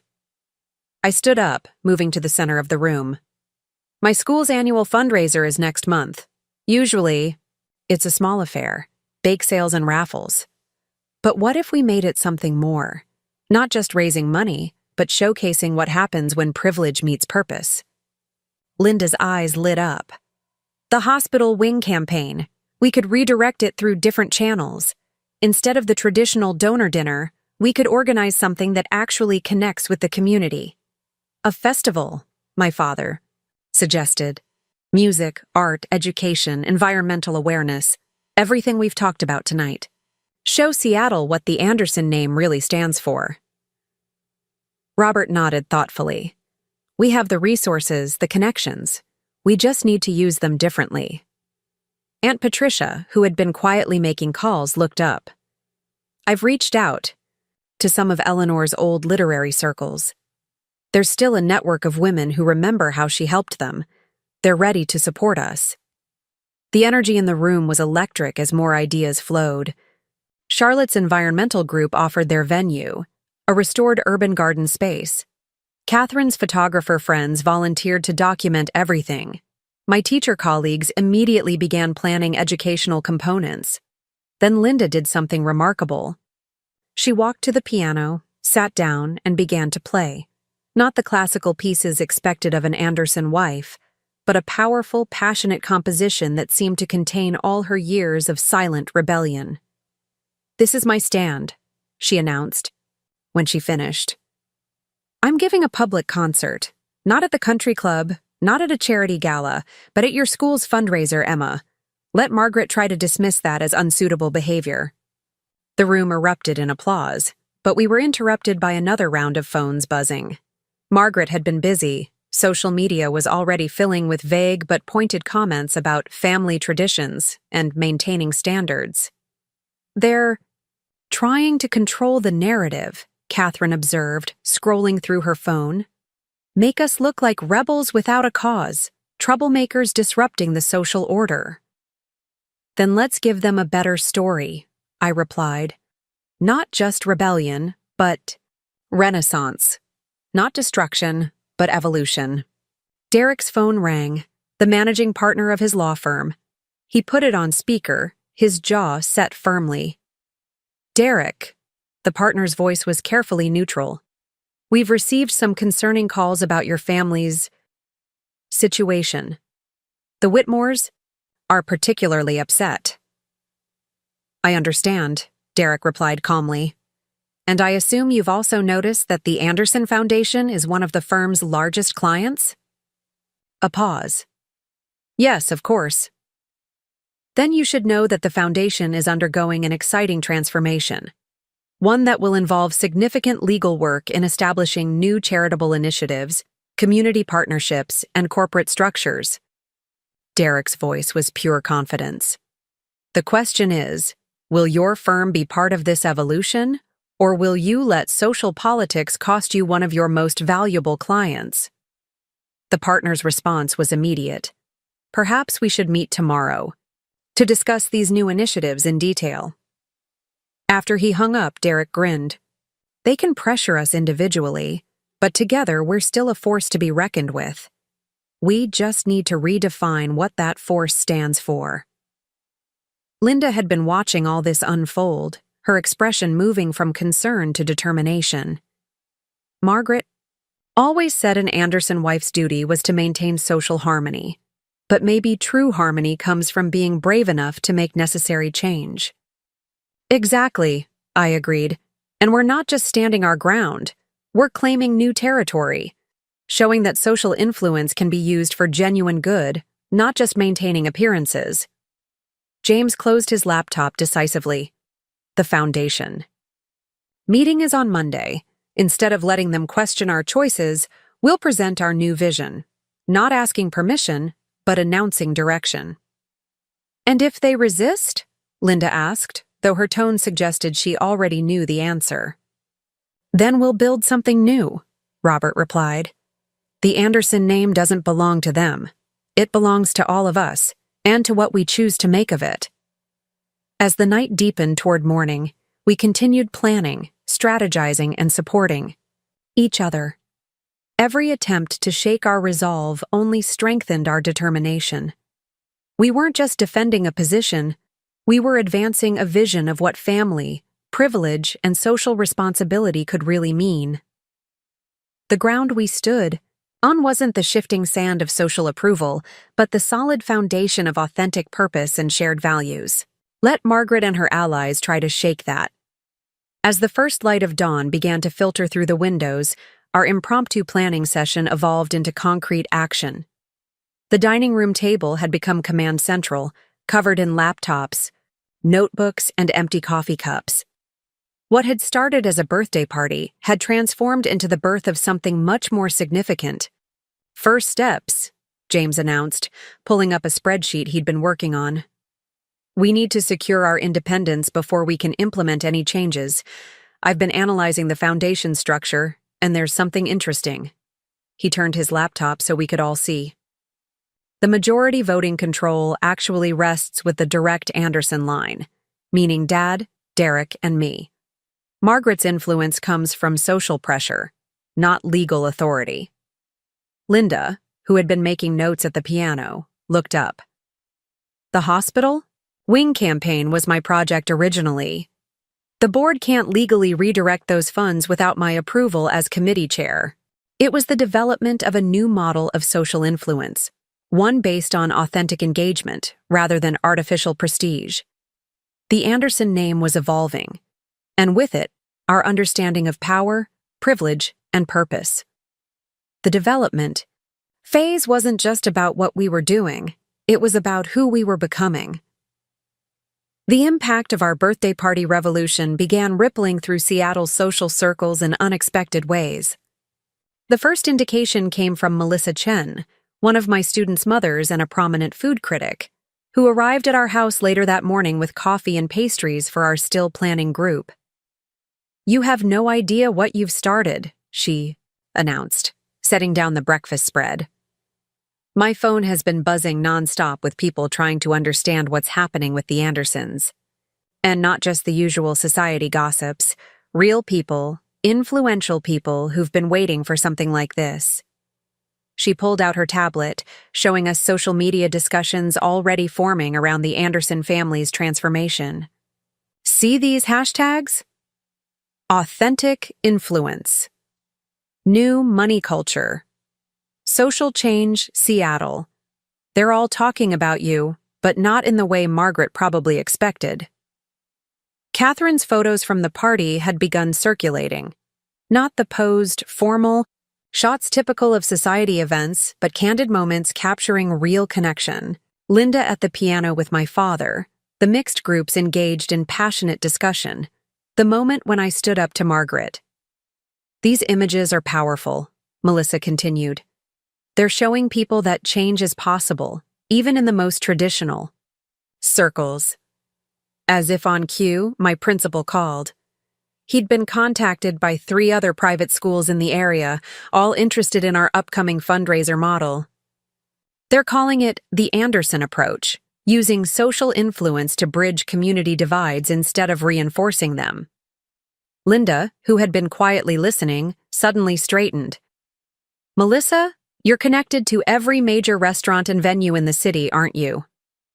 Melissa nodded, curious. "The hospital wing campaign. We've been doing it wrong all these years. Instead of one big gala at the country club, what if we organized a citywide culinary festival? Local restaurants, food trucks, celebrity chefs, all raising money for children's health care?" Melissa's eyes lit up, breaking down the barriers between high-end dining and street food, just like you're breaking down social barriers. The culinary community would love it. And I can already think of several major sponsors who'd prefer this approach to another stuffy charity dinner. The external validation was coming from all directions. James received calls from other family foundations interested in our governance restructuring. Charlotte's environmental contacts reported increased interest from traditional donors who had previously dismissed their grassroots approach. Even the opposition was revealing unexpected support. Margaret's attempts to rally the old guard had exposed fractures in their unified front. Several prominent families, particularly their younger generations, had declined to support her campaign against us. "The Seattle Times wants to do a feature," Catherine announced, hanging up from a call. "Not about the society drama, but about the larger transformation, how traditional influence can adapt to modern social consciousness." Derek's law firm partners, sensing which way the wind was blowing, had completely reversed their position. Now they were eager to be seen as part of the progressive change in Seattle's social landscape. But the most interesting external perspective came from an unexpected source. Eleanor Anderson's literary circle had preserved more than just her memory. They had maintained a network of women who had quietly challenged social conventions for decades. "You're not the first to challenge the system," one of Eleanor's old friends told us over speakerphone. But you might be the first to actually change it? We worked from the shadows, using pen names and quiet influence. You're doing it openly, unapologetically. The validation from these hidden pioneers meant more than any society approval ever had. They saw our changes not as rebellion, but as evolution, the natural next step in their own long fight for authenticity. Local community leaders began reaching out, seeing opportunities for collaboration that had seemed impossible before. The director of a youth arts program in an underserved neighborhood shared how our story was inspiring her students. They're realizing that influence isn't just about money or social position, she explained. It's about having the courage to use whatever privilege you have to make real change. Even some of Linda's oldest society friends were quietly expressing support. We've all felt trapped by these expectations, one confided. Watching you break free, it's giving us permission to question things we've accepted for years. The external perspective was clear. What had started as a family drama had tapped into a deeper current of desired change. We weren't just reshaping the Anderson family. We were providing a template for how traditional influence could evolve to meet contemporary social needs. Melissa, who had been documenting the responses on her influential blog, summarized it perfectly. The Andersons aren't rejecting their privilege. They're redefining how privilege can serve community. They're showing that authenticity and influence aren't mutually exclusive. In fact, they're most powerful when combined. This outside validation strengthened our resolve. We weren't just fighting for our own freedom to be authentic. We were representing hope for change in circles far beyond our immediate family. The world was watching, and what they saw wasn't scandal or social rebellion. They saw the possibility of transformation, the power of choosing authenticity over appearance, purpose over protocol. 3 weeks after my birthday party, the ripple effects of our family's transformation began manifesting in ways none of us could have predicted. It started when Linda received an unexpected visitor at her regular Tuesday tennis club, the granddaughter of Margaret Anderson Sr., who had flown in from Boston after hearing about our revolution. I found these in my grandmother's private papers, Sarah Anderson Brooks said, laying out a collection of old letters on Linda's usual lunch table. Their correspondence between her and Eleanor, spanning decades. It seems the great family enforcer had her own doubts about the cage she'd built. The letters revealed a private struggle, Margaret Sr. questioning the rigid standards she imposed, watching her children and grandchildren sacrifice their dreams for social standing. In her final years, she'd written to Eleanor about her regrets, but had never found the courage to dismantle what she'd created. This revelation sent shockwaves through the extended Anderson network. Other families began coming forward with their own hidden histories of suppressed talents and abandoned passions. The Whitmore heir, who had initially threatened to pull business from Derek's firm, arrived at our door one evening. "My daughter," he said, his voice rough with emotion. "She wants to be a public defender.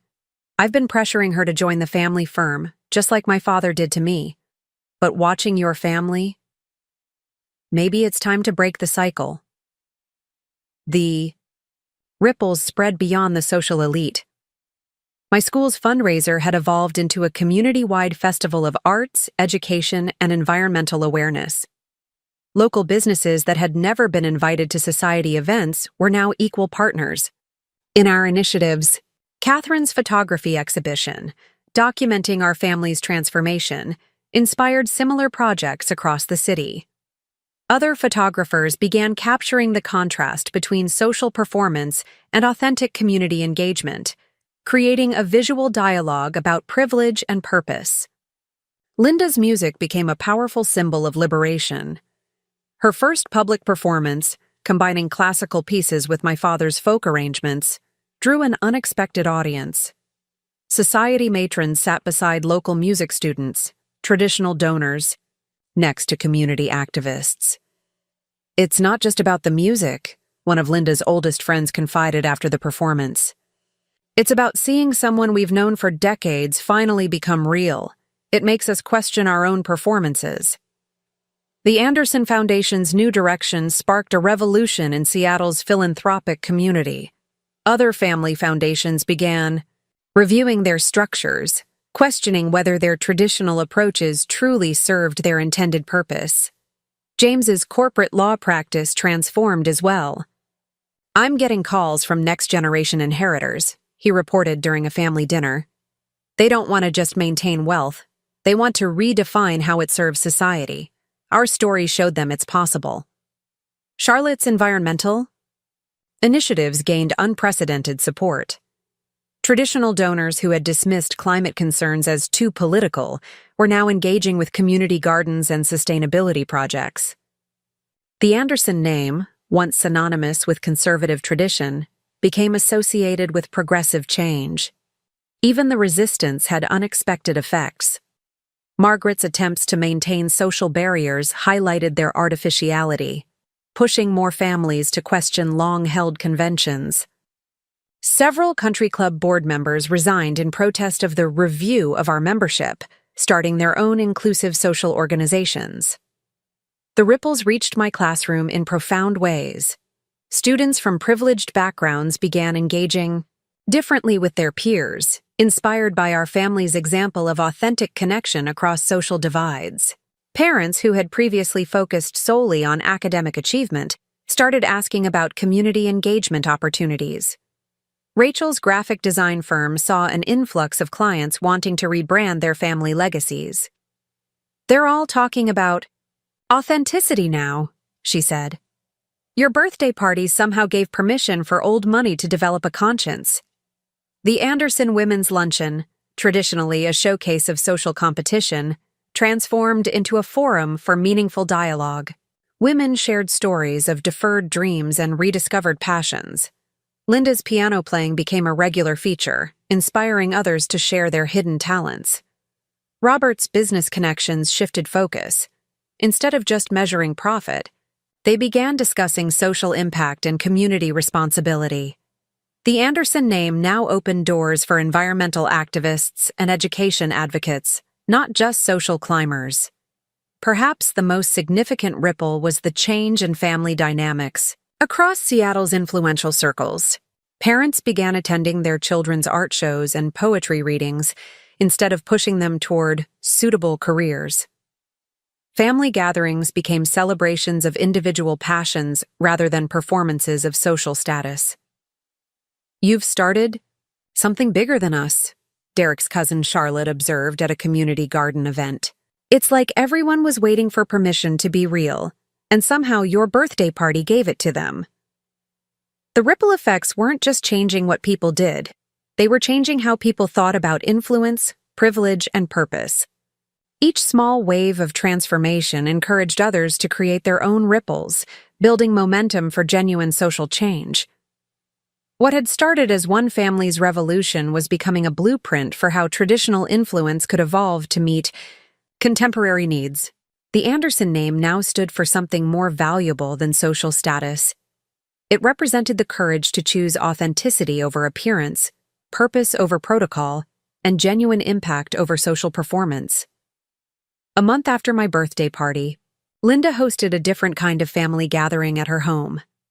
The formal dining room, once reserved for carefully orchestrated society dinners, now held a casual mix of Andersons and Carters, gathered around a table laden with both gourmet dishes and home-cooked comfort food.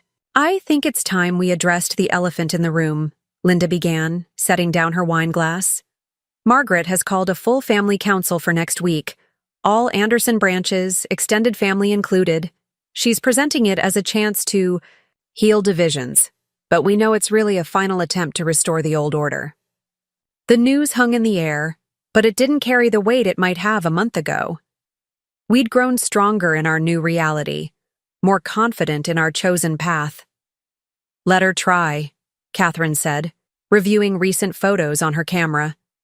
"Look at what we've built." She projected images onto the living room wall, Linda performing at community centers, James working with grassroots organizations, Charlotte's environmental projects thriving. It's not just about defying the old ways anymore, Derek added. We've created something worth defending. Something real. Robert cleared his throat. I spoke with Margaret yesterday. She offered a compromise. We can keep our personal projects if we maintain certain traditional appearances. Keep up the social facade while doing our community. Work quietly. Like Eleanor did? I asked, thinking of her secret poetry career. Exactly, Linda replied. But that's the old way, hiding authenticity behind social performance. We've moved beyond that. James pulled out his laptop, showing the Foundation's recent impact reports. Our new initiatives have reached more people in 1 month than traditional galas did in a year. Real impact, measurable change. And the social costs? Linda asked, softly. The connections we've lost, the doors that have closed. My father, who had been quietly listening, spoke up. Seems to me you've gained more than you've lost. New connections, different doors, maybe better ones. Rachel nodded, pulling up her design portfolio. Look at these rebranding projects. Every family foundation in Seattle wants to follow the Guy Anderson model of authentic engagement. You're not losing influence, you're redefining it. The conversation shifted to practical matters. How would we present our case at the family council? What evidence would we show of our new approach's success? I think, I said slowly, we're looking at this wrong. This isn't about defending our choices or proving our worth. It's about inviting others to join us in something better. Derek squeezed my hand. Emma's right. We're not rebels anymore. We're leaders. The question isn't whether we'll maintain the Anderson legacy, but how we'll guide it into the future. Linda moved to her piano, running her fingers lightly over the keys. You know, Margaret Sr. wrote something interesting in those letters to Eleanor. She said her greatest regret was creating a system that valued appearance over purpose. She saw the cage she'd built but didn't know how to dismantle it. Maybe that's our real role, Catherine suggested. Not just breaking free ourselves, but showing others how to do it too. The discussion continued into the evening, but it wasn't tense or fearful. Instead, there was a sense of purpose, of clarity about who we were and what we stood for. I've been thinking about my mother, Linda said as we gathered in the kitchen for coffee. How she gave up her dreams of being a concert pianist to become the perfect society wife. I spent years doing the same thing to myself, then tried to force that pattern on you, Emma. She paused, emotion catching in her throat. But watching you stand your ground at your birthday party, it didn't just free you. It freed all of us, showed us another way to be influential, to make a difference. Robert joined us, wrapping an arm around his wife's shoulders. The family council can't touch that. They can challenge our methods, question our choices, but they can't undo the authenticity we've found. As if to prove his point, the doorbell rang. To everyone's surprise, it was Margaret herself, looking less commanding than usual. She hesitated. I thought perhaps we could talk. Before the council. See if there's a way to preserve what matters without losing what you've built. Linda welcomed her sister-in-law inside, leading her to the informal family gathering. Margaret took in the scene, the mixed groups, the casual atmosphere, the genuine connections. This isn't what I expected, she admitted, watching my father and Robert discuss community orchestra plans. When I heard about your birthday party rebellion, I thought it was about rejecting our heritage. But this is something else, isn't it? It's about making that heritage mean something real, I replied. About using influence for purpose, not just performance. The resolution we'd been seeking wasn't about winning a power struggle or proving our point. It was about transforming opposition into understanding, resistance into growth. As Margaret settled into a chair, accepting a plate of mixed cuisines and joining our open discussion, we realized that true resolution wasn't about choosing sides. It was about creating space for everyone to find their authentic voice and purpose. The Anderson legacy wasn't ending, It was evolving, becoming something stronger and more meaningful than social performance could ever be. 1 year after the birthday party that changed everything, we gathered again in our backyard. This time there was no careful orchestration, no social performance, no hidden tensions. The space had been transformed not just by the casual mix of furniture and decor, but by the authentic joy that filled it.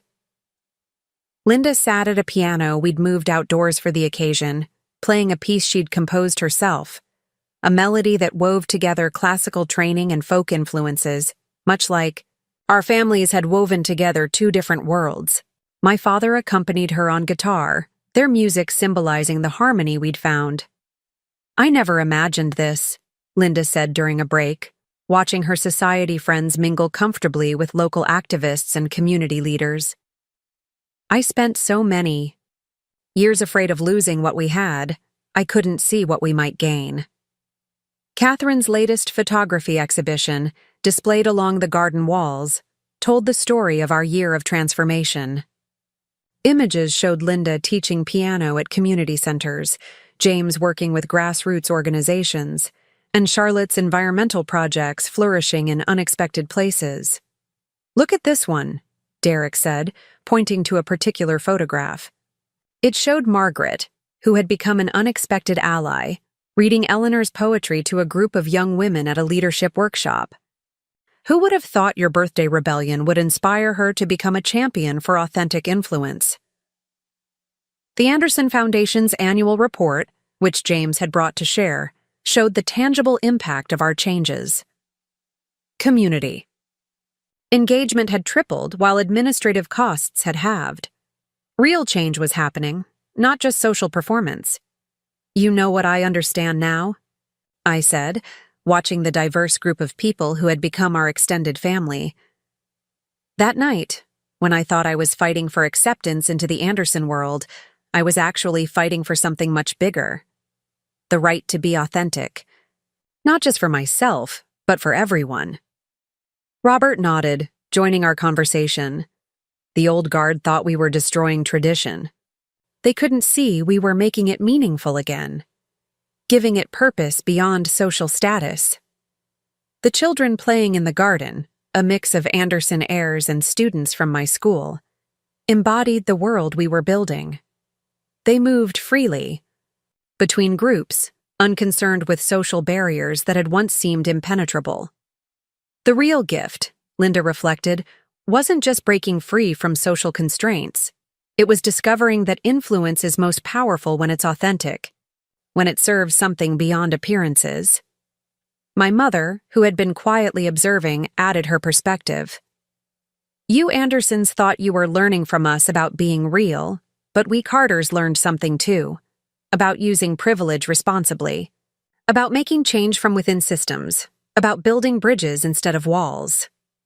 The afternoon sun cast long shadows across the garden as Catherine gathered everyone for a group photo. Unlike the posed portraits of the past, this one captured genuine moments.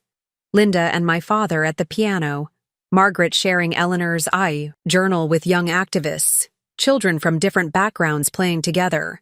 "This is the real Anderson legacy," Derek said, watching the scene. "Not the maintenance of social barriers, but the courage to break them down. Not the performance of influence, but its authentic use for good." Rachel, who had been documenting our journey through her art, unveiled a series of sketches that captured our transformation. The first showed the rigid separation at my birthday party. The last depicted the current scene of genuine connection and purpose. "You know what's really amazing?" Charlotte observed, looking at the sketches. "We didn't just change ourselves. We created a template for other families, other institutions to follow, showing that tradition and progress can coexist, that influence can serve authenticity." As the evening drew to a close, Linda called everyone's attention. She sat at the piano one last time, but instead of playing alone, she invited others to join. My father with his guitar, local musicians we'd met through community projects, even beginning students from her new teaching program. The music they created wasn't perfect by classical standards, but it held something more valuable, the sound of genuine collaboration, of barriers broken down, of authentic expression. "A year ago," Linda said when the music ended, "I tried to give Emma a gift that would have caged her authentic self. Instead, she gave all of us the gift of freedom. Freedom to be real, to be purposeful, to be truly influential." Looking around at this gathering, so different from the tense celebration of a year ago, I finally understood the full meaning of that birthday party. It wasn't just about refusing to be changed by the Anderson name. It was about changing what that name meant, transforming it from a symbol of social status to a force for authentic good. The legacy we were building wasn't constrained by social expectations or traditional protocols. It was as expansive as our courage to be real, as strong as our commitment to purpose, as lasting as our determination to use influence for meaningful change. The true gift of my 30th birthday hadn't been acceptance into the Anderson family. It had been the transformation of what family, influence, and legacy could mean.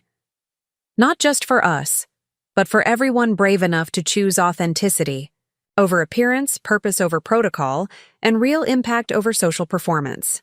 As the stars began to appear above our garden, they shone on something new. A family defined not by its social standing, but by its commitment to authentic purpose. A legacy built not on maintaining barriers, but on breaking them down. A future shaped not by fear of change, but by the courage to lead it.